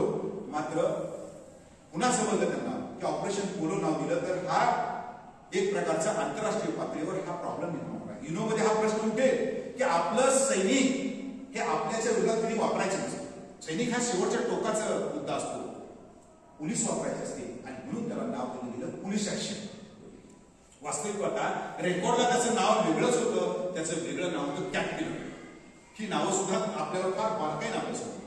तर अशा रीतीनं मग ही जी काही सैन्य होतं, आता आपण मुद्दा म्हणून मी सांगितलं होतं की आपले 3 मुद्दे क्लिअर केले होते. पहिला असा निजाम, दुसरा रझाकार म्हणजे काय, आणि आता असणारी पोलीस ऍक्शन. तर त्याचा सुद्धा आपण मुद्दा बघितला की हे होत असताना ज्यावेळेस हे अटॅक व्हायला लागला तर त्याच्यामध्ये गृहमंत्र्यांनी सांगितलं होतं की जो पहिला 5 ठिकाणचे 5 फौज तिथं वेगवेगळ्या प्रकारची संघटना त्या ठिकाणी जाईल, आपलं हे लष्कर जाईल, आणि लष्कर जाऊन जो पहिल्यांदा विजय मिळवेल तर त्याला मी काय करणार आहे की तिथला प्रमुख बनवणार आहे. आणि मग सोलापूरची जी फौज होती दयानंद कॉलेजच्या ग्राउंडवर राहिलेली तिथं, तर त्या फौजेचं नेतृत्व सुद्धा योगायोगानं जयंत चौधरी ज्याला आपण म्हणते त्यांनीच केलं होतं. सकाळची वेळ होती, पोलीस ऍक्शन आता नाव घेतला, पण तो दिवस होता 13 सप्टेंबर, पहाटेचा दिवस. त्याच दिवशी एकाच वेळेला 5 ठिकाण आक्रमण त्याच्या 5 ठिकाण एकाच वेळेला. तर ते आक्रमण होत असताना आपल्या इथं सुद्धा आपण पाहिलं की 13 सप्टेंबरला पटकन संभाजीनगरचं लगेच झालं आणि संभाजीनगर मग 14ला इथं आपली फौज आली, 14ला आपला जालना इथं पुन्हा फौज असं सुरू केली. तर तशाच रीतीने तिकडची जी फौज होती ती फौज पुढे चालली. नळदूरचा किल्ला आपल्याला माहिती आहे सोलापूरच्या जवळ असताना, तर त्या सोलापूरच्या किल्ल्यावर जी नदी वाहते बोरी नदी, पहाटेची 4 ते 5 ची वेळ आहे, 13 सप्टेंबरची पहाटेच्या वेळेला तिथून असणारे सैन्य पुढे चाललं. त्याच्यामध्ये काही फोर्स बनवण्यात येतात मिलिटरीचे. टास्क फोर्स वेगळा असतो, किल फोर्स वेगळा असतो, रिझर्व्ह फोर्स वेगळा असतो. तर अशा प्रकारचे फोर्स असतात, प्रत्येकाने क्लिअर करत चालायचं आहे. तर हे क्लिअर करण्याकरता ज्यावेळेस ते पुलावर आले, नळदूरचा जो पूल आहे, नळदूरच्या पुलाच्या म्हणजे किल्ला आहे, किल्ल्याच्या खालच्या बाजूला नळदूरचा पूल लागतो तर त्या पुलावर काही ऍक्शन त्यांना दिसल्या, काही हालचाली तिथं दिसल्या. तर हालचाली दिसल्यानंतर त्यांच्या समोर लक्षात आलं की तिथं हालचाली दिसते. 2 सिक्रेजमेंटची जी काही गाडी होती जी क्लिअर करत जाणार आहे, त्या गाडीनं पाहिलं की पुढच्या बाजूला काहीतरी हालचाल आहे, पुलाच्या पलीकडे हालचाल आहे. बुरी नदी तुटडी भरून वाहते आहे. सप्टेंबरचा महिना आहे, 13 सप्टेंबर आहे. मग तिथं असणारा पूल आहे, निजामानंच बांधलेला पूल आहे. 1921 साली 2,47,954 रुपये त्याला खर्च आला होता. तेजा नावाच्या कॉन्ट्रॅक्टरने तो पूल बांधला. तर त्या पुलावर तो जर पूल उडवून दिला, जर हरलोन पूल उडवून दिला तर मग काय करावं? सैन्य अडकून बसल सर्व, तुला जाताच येणार नाही, ही प्लॅनिंग केली होती. आणि म्हणून याच्याकरता एक अधिकारी होता, त्याचं नाव होतं टी.टी. भूर. त्या टी.टी. भूरला तिथं ठेवलं होतं स्फोटकाची गाडी घेऊन. आणि जर पहिल्यांदा लढाईमध्ये जर आपण नाही जिंकलो तर पटकन पूल उडवायचा. आणि 2 सिक्रेजमेंटची जी काही जवान होती त्यांच्या लक्षात आलं की पलीकडे काही हालचाल आहे. ती हालचाल लक्षात येताच त्यांनी पटकन खाली उतरले आणि त्याचं नेतृत्व, त्या तुकडीचं नेतृत्व केलं होतं हविलदार बचिंदर सिंग. हविलदार बचिंदर सिंग त्याने नेतृत्व केलं होतं. रांगत ते पुढे जायला लागले.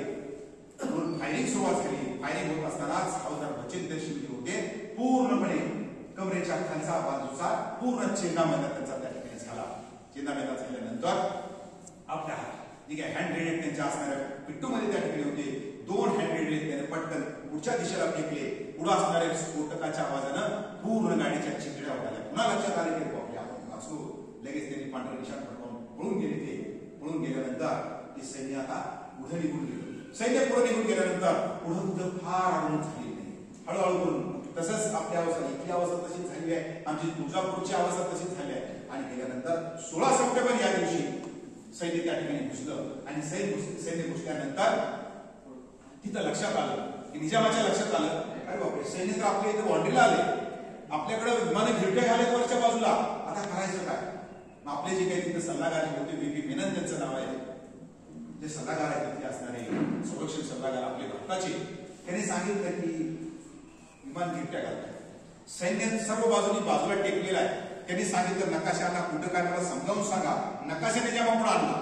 नकाशा आणल्यानंतर एल अड्रूस समजावून सांगायला लागला. समजावत असताना बाजूला बसलाय कोण? कासिम राजू बाजूला बसलाय. कासिम राजूला विचारलं कसं काय करायचं आहे? त्याने सांगितलं की नाही आपण यांच्यापुढे टिकू शकत. सेनापती सांगतोय आपण टिकू शकत नाही. कासिम राजूने त्याला सांगितलं आता कोणच नाही, कोण आहे नेमकं रेकॉर्डला कोण आहे का नाही, पण मिटिंगला तो बसतोय. आणि त्याने सांगितलं की ही साले तो लाल मागे हातात दिसतो. सेनापतीला वाढतात आपल्या निजामाच्या सेनापती. पण त्याने सांगितलं की नेमकं कुठं आहे हे ठिकाण, कुठं आहे हे कुठं आहे? त्याने सांगितलं की हे सापडत कसं गेले, मिलिटरी देत येऊन ठेपली म्हणतात ह्याच्यात ठिकाण कसं सापडणार? त्याने सांगितलं की हा जो नकाशा तुम्ही पाहताय ना, हा शाळेतला नकाशा आहे, आपला जो मिलिटरीचा नकाशा अजून कुठं आहे माहितीच नाही. ही अवस्था त्यांच्या सैन्याची होती. त्यामुळं जरी रजाकाराच्या किती या असणाऱ्या कासिम राजूने जरी वल्गरा मारल्या असल्या सिगरेट पडत कि नीरू पटेल को निजाम के बदले में शुरुआत है कि हम एकाही रजाकाराने कुठंच विरोध केला दिसला ना. मिलिटरीने विरोध केला ना ह्यांनी विरोध केला. 224 वर्षाचं शासन 109 वर्ष आपले 109 तासामध्ये त्या ठिकाणी कोसळलं. मग निजामाने सांगितलं की आता काय करावं नेमकं? जर तुम्ही शरणागती नाही पत्करली तर एक बॉम्ब येईल तुमच्या किंगकोटीवर पडेल, तुमच्या असणाऱ्या त्याच्यावर पडणार आहे, घरावर पडणार आहे. तुम्ही काय करू आता? तुम्ही शरणागती पत्करला. म्हणलं मी हात जोडलं शरणागती पत्करली असं नसतं का? शरणागती तुला जाहीर पत्करावं लागेल. मी आता कुणाकडे जाऊ? त्याने सांगितलं की दख्खन रेडिओमध्ये, त्याचा निजामाचा रेडिओ होता दख्खन रेडिओ, त्याचं नाव, त्याच्यामध्ये जावा आणि तुम्ही शरणागती पत्करा. मग शरणागती करता तो तिथं गेला. निजाम कुठं जाईल तर त्याच्याकरता त्या कारखान्यामध्ये 17 तोफेची झाला. कुठं का जाईल? 17 तोफा. तो गेला तिथं. त्याची अवस्था मग सांगितलं की त्याचा रुवा काय, अहो रोल्स काहीच आज आपल्या गावात एखादी मला माहिती नाही आहे का नाही, तर त्याच्याकडे त्या कारखान्यामध्ये 7 रोल्स आहे. तर एवढा मोठा तो माणूस तिथे गेल्यानंतर त्या दख्खन रेडिओमध्ये गेला. त्या दख्खन रेडिओमध्ये बघितलं की तिथं असणारा जो शिपाई होता त्याने सांगितले की त्याचं अवतार बघितलंय, चल मला इकडे अगोदरच झंगडे घालले चल. त्याने सांगितलं मी निजाम आहे. बरोबर ठीक आहे, काय काम? त्यानं उठला नाही. त्याने सांगितलं काय काम आहे? मला रेडिओवर काहीतरी बोलायचं आहे. त्याला मध्ये पाठवलं आणि मध्ये पाठवल्यानंतर त्याने सांगितलं की मला शरणागती पत्करायची. मग स्वीकार हरकत नाहीये. मग कशी पत्करायची? तर रेडिओमधून पत्करायची आपल्याला. रेडिओमधून सांगायचं आपल्याला. निजामाने सांगितलं की रेडिओ एवढाच आहे, मी कधी बसणार कधी नाही बोलायचं असते माहिती असते. मग त्यांनी सांगितलं की मी अशा प्रकारची शरणागती त्या ठिकाणी स्वीकारत आहे. आणि तशा रीतीने जो 650 वर्ष 1298 ला देवगिरी देवीचा किल्ला पडला म्हणजेच हारलो आपण. आणि त्यानंतर 650 वर्ष सलग मुस्लिमांचं राज्य होतं. त्यात प्लस मायनस आपण सोडून दिला, मात्र हे शासन होतं. तर त्याचा अंत 17 सप्टेंबर या दिवशी त्या सरदार पटेल आणि बाकीच्या मंडळीमुळे त्या ठिकाणी झाला. आणि त्यानंतर असणाऱ्या निजामशाहीच्या त्या असणारा अशोक झेंडा खाली उतरला आणि तिथं आपला असणारा तिरंगा फडकला गेला. तो दिवस होता 17 सप्टेंबर 1948. हा स्वातंत्र्य संग्राम पूर्ण संपला. इथं माझं व्याख्यान खऱ्या अर्थानं संपलंय. मात्र हे संपल्यानंतर मी मध्येच तुम्हाला घेऊन गेलो होतो, अगदी 2 मिनिटांमध्ये संपली. तर त्याच्याकरता मला सांगायचं होतं की पुस्तकाच्या बाहेर जाऊन मी काय काम करतो. तर त्या शहीद बचतदर्शी जो होता मगाशी सांगितलेला जवान, जो नवदूरच्या किल्ल्यावर होता, नवदूरच्या किल्ल्यावर जो शहीद झाला होता जवान बचतदर्शी, त्याचं नाव आहे. मी पाहिलं 2 वर्षापूर्वी. तर या भारताचं पहिलं अशोक चक्र 1952 ज्यावेळेस आपली घटना किंवा हे झालं आणि त्याच्यानंतर जी काही वेगळ्या प्रकारचे पुरस्कार द्यायला सुरुवात केली, तर ते भारताचं पहिलं अशोक चक्र आपल्या मराठवाड्याला म्हणजेच आमच्या धाराशिव जिल्ह्यातल्या त्या बचतदर्शीला पहिलं अशोक चक्र ते आपण 75 वर्षांतर बाहेर काढलं. मी एवढ्यावर न थांबता बचतदर्शींचा शोध सुरू झाला. आताच मला साहेबांनी विचारलं की कसं. मी म्हणलं मला व्यसन आहे, तुला दारूचं व्यसन, कोणाला कशाचं व्यसन, त्याला मला अभ्यासाचं व्यसन. रात्रीचा दिवस करतो. मग मला बचतदर्शी सापडले, माझा ते नेतृत्व 2 शिक रेजिमेंट काढलं. मग 2 शिक रेजिमेंट काढल्यानंतर मिलिटरीला कॉन्टॅक्ट करणं अवघड आहे. मग मी कॉन्टॅक्ट करायला सुरुवात केली की त्याचं पीएमओला मी मेल केला, पीएम ऑफिसला मेल केला. तिथून मला फक्त गाव आलं लोको.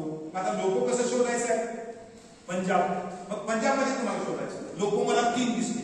मग मी काय करायचं, मी तुमच्यापेक्षा जरा भाग्यवान आहे, मला सोशल मीडिया चांगला झाला, मला मोबाईल चांगला. खरंच सांगतो तुम्हाला की मोबाईल हा जर चांगला वापर केला तर देव आहे. मी तुमच्या पुढं जे काही मोठं थोडं मांडत असेल तर त्याचं कारण आहे की हा असणारा मोबाईल, त्यातल्या असणाऱ्या चांगल्या गोष्टी. मग मी काय करायला सुरुवात केली की आपण तिथं मिलिटरीचे काही ग्रुप्स काढले. त्या ग्रुपवर मी मराठीत पंजाबी ट्रान्सलेशन करायचं. आपल्याला ट्रान्सलेट करता येते भाषा, लिखाण ट्रान्सलेट करता येतं. आणि मग ट्रान्सलेट करायचं तिथं चिटकावायचं.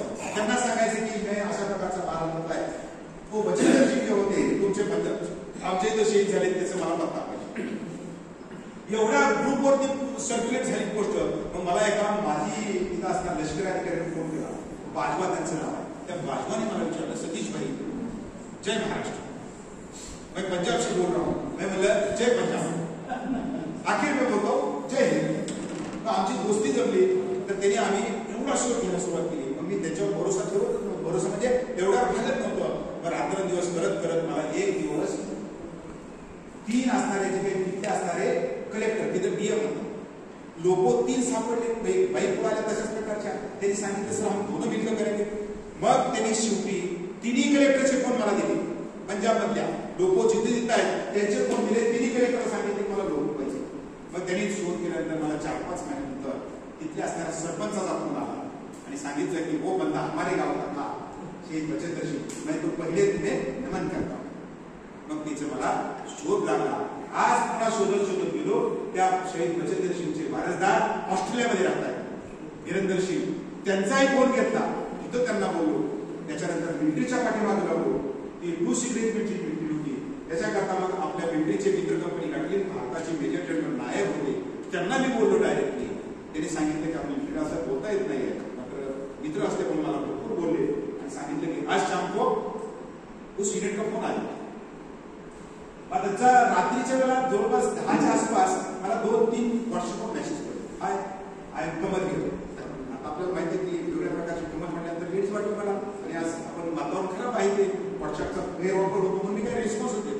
पुन्हा 2दा त्यांची कॉल पडली. मग त्यांनी लिहिले काय कमांडर म्हणजे ते घेत नाहीत म्हणून मला पण रिस्पॉन्स पडली. मग मी पटकन मला आठवलं काय दिलाय. मग रात्री मी त्यांना फोन व्हॉट्सअपवर त्यांनी मला पटकन काय सांगितलं की माहिती तुम्हाला, सतीश भाई मैं आपसे ज्यादा से ज्यादा 4-5 मिनट के ऊपर बात नहीं कर सकता. मैं -27 डिग्री में काम करतो. IIT मध्ये मी त्या बॅग मध्ये झोपलेलो आहे आणि मी तुमच्याशी बोलू शकत नाही. माझा दम भरतोय. मला काय काम आहे सांगा. मला वरिष्ठाचा फोन आला. मी सांगितलं सर मला शहीद बचतदर्शी तुमचा हम उसकी वर्षी हर साल मनाते. त्याचं तिथं गौरव असतो ना. आम्हाला पहिला अशोक चक्र मिळालं. हम हर साल मनाते हैं. मी सांगितलं त्यांना की त्यांचा मी तुम्हाला जिथं शहीद झाले होते मी ते स्पॉट शोधलाय आणि मी तुम्हाला सांगायचं आहे. म्हणजे मला तर बाहेर येऊन त्या बर्फामध्ये डास करावा एवढं तुमचं मी पहिल्यांदा आम्ही करतोय. आणि आपल्या साक्षी मला सांगावंच वाटतंय की या असणाऱ्या 13 सप्टेंबरला बचिंदरजींची मेट्रिक त्या ठिकाणी येते, त्याचा असणारा वारसदार असणारा ऑस्ट्रेलिया त्या ठिकाणी आपण आणतोय. म्हणजे आज 75 वर्षांमध्ये प्रत्येक जिल्ह्यामध्ये जो काही वेगळा प्रकारचा जो काही आज वर्षभर साजरा होतोय दिवस तो अमृत महोत्सव, तर त्याच्यामध्ये माझा धाराशिवचा अमृत महोत्सव हा निश्चितच या 16 जिल्ह्यामध्ये वेगळा आहे. त्याचं कारण आहे मी लावलेला शोध. तशाच प्रकारचे आज तुम्ही तुळजापूरला जर गेला, तुळजापूरला शिवाजी पुतळ्याच्या पाठीमागे 2 समाधी, तर त्या समाधीवर आपण पाहिल्या तर लोक कठीण आहे नवीन करायचं होतं. आम्ही ज्यावेळेस बघितलं, मला दगड माती शोधत, आता मी सकाळी गेलेले 9ला शोधत एक पूर आले, तर एकंदर तिथं मी पाहिलं तर त्या असणाऱ्या 2 समाध्या निघाल्या, त्याच्यावर फोटो काढले. तिथेही मला 2 जवान सापडले आणि ते 2 जवान सापडले तर त्याचंही मी काढलं. आणि त्यात एक जर व्हिडिओ आपले तुम्ही पाहिले असेल तर तुळजापुरातल्या 2 समाध्या नावाची एक पोस्ट आहे माझी व्हिडिओला, तर त्या पोस्टच्या माध्यमातून एक वारसदार मला त्या पोस्टच्या माध्यमातून मराठी फिरत हरियाणा गेली पोस्ट, हरियाणातल्या मराठी माणसांनी ती मला शोधून दिली. आणि पुन्हा सांगायला आपल्याला आनंद होतोय की त्या असणाऱ्या तुळजापूरमध्ये सुद्धा 3 कर्नल 15 जवान सरोड देण्याकरता त्या ठिकाणी आणतोय. 75 वर्षानंतर अशा प्रकारचा अभ्यास केला नसेल, अशा आपल्या आशीर्वादाने अशा प्रकारचा अभ्यास केला नसेल. आणि म्हणून एकंदर मला खूप बोलायचं आहे, मात्र तरी सुद्धा कुठेतरी थांबलं पाहिजे. कारण का की पाहुणा आणि मासा जास्त वेळ थांबल्यानंतर वाचतो म्हणतात याची जाणीव मला आहे. आणि ही जाणीव ठेवत वारी निघाली पंढरीला विठ्ठल विठ्ठल म्हणायचं असतं, वाट अगोदर ठरलेली असते, आपण फक्त चालायचं असतं. एवढं बोलून आपण आपले आशीर्वाद असेच राहावे एवढी अपेक्षा व्यक्त करून मी माझ्या वाणीला विराम देतो. जय हिंद, जय महाराष्ट्र.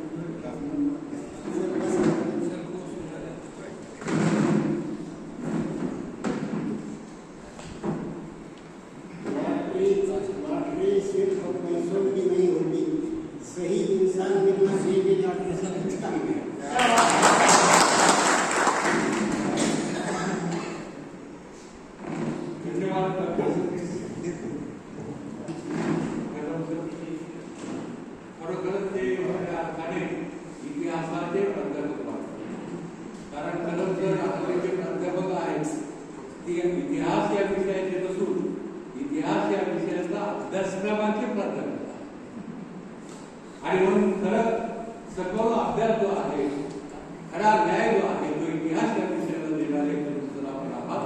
अतिशय अभ्यासपूर्ण पद्धतीने आपल्यासमोर आपलं त्या ठिकाणी असे जोडलो आम्ही मराठवाड्यामध्ये सगळं आपण व्यक्त केलं.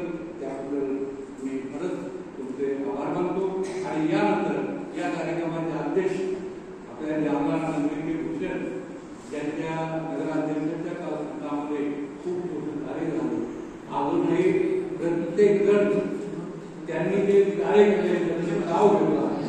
मला वाटतं 2024 मध्ये निश्चितच मला बोलायचं राहिलेलं आहे. आपल्याकडे आता येत असताना मी काही राजकारणी आमची इथे राजकीय मंडळी आहेत मोठी माझी, येत असताना पुढल्या ज्यावेळेस मी येईल कदाचित अगोदर तर निश्चित येईल, पण पुढला आपण सत्कार करायला येतो मोठा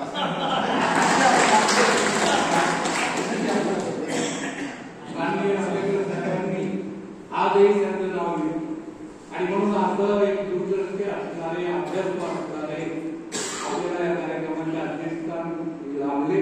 याच्या अगोदर देखील त्यांनी आणले. खरं तर एवढा राजकीय नेता एवढा वेळ देत नाही, परंतु हे खऱ्या अर्थाने आपल्यासाठी आहे. आणि म्हणून अशी काही माणसं असतात, शब्दांनाही थोडं पडावं अशी काही माणसं असतात, किती आपलं भाग्य असतं जेव्हा ती आपली असतात. माननीय आंबेडकर साहेब, खरंच आपण आमच्यासाठी वेळ काढला आणि या ज्येष्ठ नागरिकांचे आशीर्वाद निश्चितच तुम्हाला 2024 पुढे होतील असं मला वाटतं. मी यानंतर मी आंबेडकर साहेबांना विनंती करतो की त्यांनी अध्यक्ष भेट करावी. दादा आंबेडकर साहेबांच्या संदर्भात मी असं म्हणेन की जे मन के फूल को गुलाब करते, जे मन के फूल को गुलाब करते आंबेडकर साहब, हम ही नहीं सभी आपको लाजवाब करते हैं, सभी आपको लाजवाब करते हैं.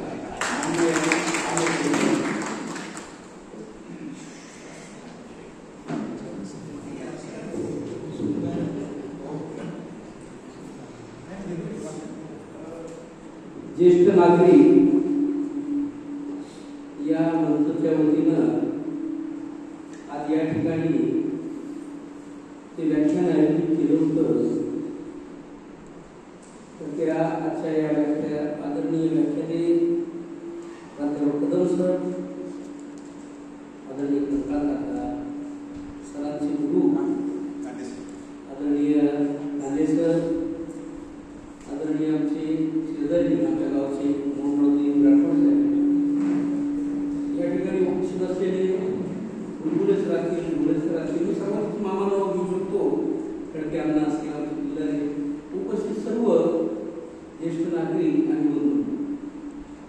तर सरांच्या एवढ्या अभ्यासपूर्ण भाषणानंतर मी बोलणं म्हणजे खरं तर औचित्याला धरून नाही, परंतु सर आता अध्यक्ष समारोप करायचा.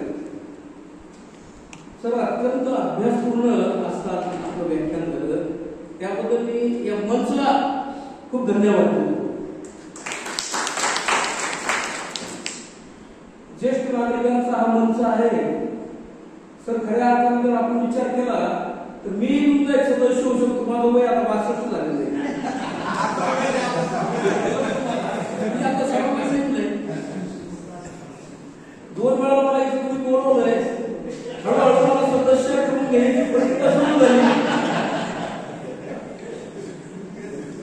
सर मी सुरुवातीला जेव्हा आलो तर हैदराबाद मुक्ती संग्राम, आता मुक्ती आणि स्वातंत्र्य हे 2 शब्द खरं तर खूप व्यापक शब्द आहेत.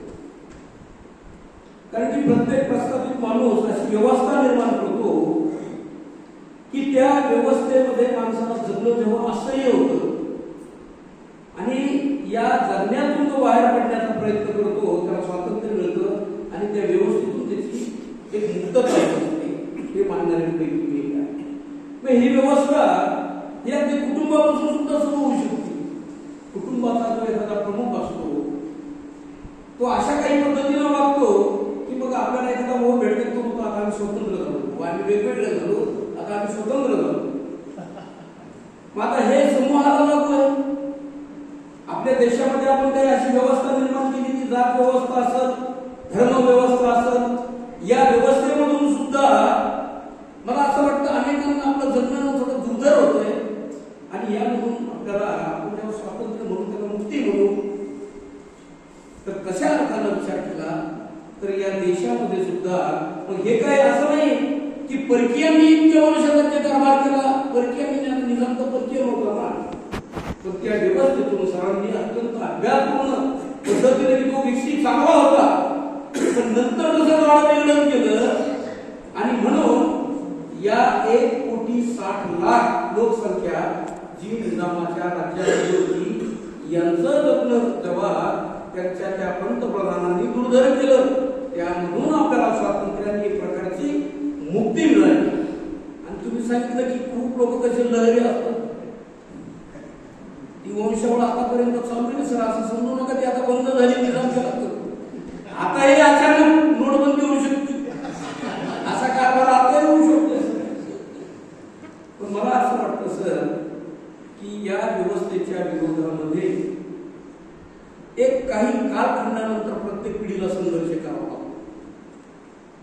की आपल्या या देशामध्ये छत्रपती शिवाजी महाराजांनी या व्यवस्थेविरोधातच बंड आणि उठाव केला होता. आपल्या या महाराष्ट्रातल्या अनेक संतांनी या व्यवस्थेच्या विरोधामध्ये बंड केलं होतं आणि मला असं वाटतं त्यानंतर स्वातंत्र्याची ही लढाई पण ही काही थांबणार नाही. आता सुद्धा या देशामध्ये अभिव्यक्त होण्यावर जे बंधन येत आहे, आपल्याला व्यक्त होता येत नाही. तो एक मुस्लिम कलाकार आहे, त्यानं कुठंतरी विडंबन केलेली त्याला आत टाकून द्यायचं, विरोधात बोलणाऱ्यांच्या म्हणजे तुम्हाला सांगतो त्यांना बोलता येऊ नये अशी परिस्थिती निर्माण करायची. मला असं वाटतं या व्यवस्थेच्या विरोधामध्ये जर माणसांना पेटवायचे तर सरांसारखे व्याख्याने खूप गरजेचे. सरांनी मी खरं सांगतो 1 तास 20 मिनिट झालं सर तुमचं व्याख्यान चालू आहे, पण एकही माणूस जागचा हल्ला नाही. हल्ला म्हणजे आता 1-2 जण गेले होते, थोडे विधी करून परत आले, पण प्रत्येकाने अत्यंत काळजीपूर्वक ते आपला अभ्यास करून असं विवेचन या ठिकाणी ऐकलंय. पण मला असं वाटतं की सर ही ज्येष्ठ नागरिकांच्या समोर दिसत झाले तरुणांमुळे एकदा या शहरामध्ये तरुण आमचा इतिहास घडलेले इतिहासाचे प्रसंग तेही तुम्हाला सांगतो असे पुराव्यासह खूप चांगल्या पद्धतीने सरांनी या ठिकाणी मांडले. आणि मला वाटतं की आजची ही जी तरुण पिढी की वेळ लागलंय मला वेळ लागले म्हणजे प्रेयसीमध्येच वेळ. पण सर तुम्ही खऱ्या अर्थाने वेळ येत माणूस वेळ लागल्याशिवाय वेळा झाल्याशिवाय एवढा अभ्यास पूर्ण कधीच मी तुम्हाला सांगतो मानू शकत नाही. मी सरांशी बोललो तर सर मला म्हणतो मी दररोज 8 ते 10 तास ते वाचन करतो. वाचनाचंही महत्व सांगतो ते लक्षात घेतलं पाहिजे. आणि म्हणून मी सरांच्या या अत्यंत अभ्यासपूर्ण विवेचनानंतर काही जास्त कोणी बोलू इच्छित नाही. पण मी सर तुमच्याकडनं वेळ मागतो की आपण आपल्या शहरामध्ये जे वेगवेगळे उपक्रम होतात या उपक्रमांच्या माध्यमातून महाविद्यालयीन तरुणांसमोर तुमचं या ठिकाणी व्याख्यान निश्चितपणानं या जालना शहरामध्ये आपण आयोजित करू. या ठिकाणी आपण मला बोलवलं आणि ज्येष्ठ नागरिक मंचच्या वतीनं या ठिकाणी जो आजचा व्याख्यानाचा कार्यक्रम झाला माझं भाग्य आहे की अशा अभ्यासपूर्ण भाषणाच्या प्रसंगी मी कार्यक्रमाचं अध्यक्षस्थान तुम्ही मला दिलं. मी तुमचा मनपूर्वक आभारी आहे. सरांचा सुद्धा मी मनपूर्वक आभारी आहे. आपण मला बोलण्याची संधी दिली मी पुन्हा एकदा आपला आभार मानतो. धन्यवाद. जय हिंद. धन्यवाद. खरं तर या कार्यक्रमाला सभागृहाने विसरला त्याचं स्वागत करतो आभारही मानतो. आणि आपल्या सर्व ज्येष्ठ नागरिकांना विनंती कार्यक्रम होती त्या कार्यक्रमामध्ये सर्वत्रिक यावं. आपण शेवटी घरी एकटीच राहतो घरी एकटीचा सोडून येतो. त्यांना जर कोण आलो तर आपला कार्यक्रम आपण चांगला होईल. मी येतो ना मी चालू प्रत्येक वेळेस मी चालू आहे. राठोड साहेब आपण मी चाललोय ठीक आहे. यानंतर आपल्याला थांबायचं नाही चालत आहे. आणि म्हणून मी असं म्हणत धप करणार उडाला अभिभाती जमीन धर्म होतो की आसमा अभिभाती. यानंतर या कार्यक्रमाचा आभार प्रदर्शनासाठी मी प्राचार्य यांना निमंत्रित करतो. एक सदाबहार व्यक्ती प्राध्यापक प्राचार्य मधुकरजी शिरशीकर.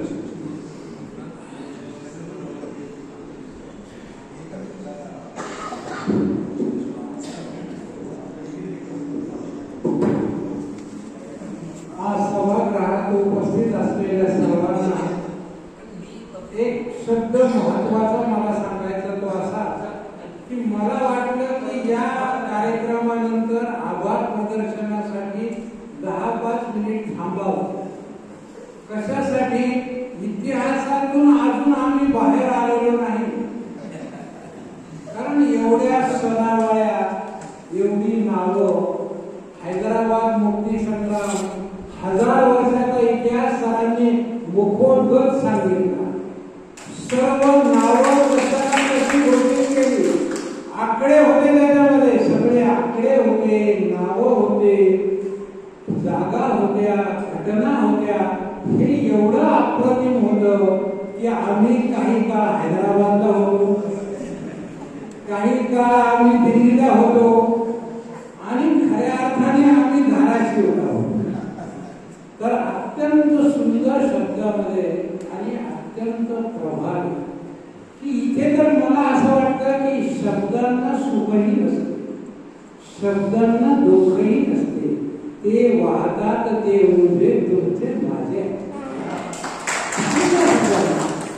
आणि आंबेडकर सरांच्या बाबतीत मी त्यांचा खरं म्हणजे आवडता श्रोता आहे. आंबेडकर खऱ्या अर्थानं काय व्हायला पाहिजे होते साहित्यिक नाही तर कवी व्हायला. त्यांचा हा रस्ता चुकला. त्यांनी हे नेतृत्व आपल्या जालना जिल्ह्यातच नाही तर उभ्या महाराष्ट्रात ते नेतृत्व करायला सक्षम आहेत. आता येता काळ त्यांना ती संधी देईल. पण तत्पूर्वी एवढं मला सांगावं वाटतं की आंबेडकर साहेबांनी खूप बोलावं. इथं फार थोडं बोललं, इथं फार थोडं बोललं. नाही तर तुम्हाला सांगतो 10-5 साहित्यिक त्यांना पाहून राजीनामा देऊन सुंदर ते बोलतात, त्याच्या मला खूप आवडतात ते बोलताना. तर त्यांचं सुद्धा सर्वप्रथम मनपूर्वक मी या ठिकाणी आभार. दुसऱ्या आपल्या वक्त्याच्या संदर्भात तर एवढंच म्हणावं लागेल की तुमची तुलनाच नाही. अहो इतिहास असं शिकायचा असतो, हे आम्हाला सगळा आमचा इतिहास व्हायची वेळ आली. आम्ही इतिहासात जायच्या वेळी आम्हाला कळालं इतिहास असा मानला म्हणजे याला फार विषय नाही. पण मला असं वाटतं की या माणसाचं हे व्याख्यान सुद्धा एक इतिहास खूप छान. गुरु सहित उपस्थित होते आणि गुरु सहित म्हणजे गुरुच्या समक्ष आपल्या शिष्याचं कर्तव्य व्यवस्थित पार. धन्यवाद. त्यानंतर राठोड सर आहेत. आज त्यांना प्रभारी म्हणून का होईना आमच्या ज्येष्ठ नागरिक मंडळाचा अध्यक्षपद स्वीकारलं आणि हा कार्यक्रम अत्यंत छान. आम्हाला अपेक्षा होती की हा हॉल वगैरे खूप भरून जाईल, पण गर्दी नको, आपल्या गर्दीवर आहे. गर्दी काही गर्दीची आवश्यकता नाही, कारण ज्यांना इतिहासच करायचा इतिहासाची गरज नाही त्यांनी इथे येऊन काय करायचं. बरे तर सर्वांचं राठोड साहेब आहेत, व्यासपीठावर कंकाळ साहेब आहेत, कदम सर आहेत. कदम सरांच्या बाबतीत तर पुढचं इन्व्हिटेशन फायनल आहे, आंबेडकर सरांनी दिलेलं.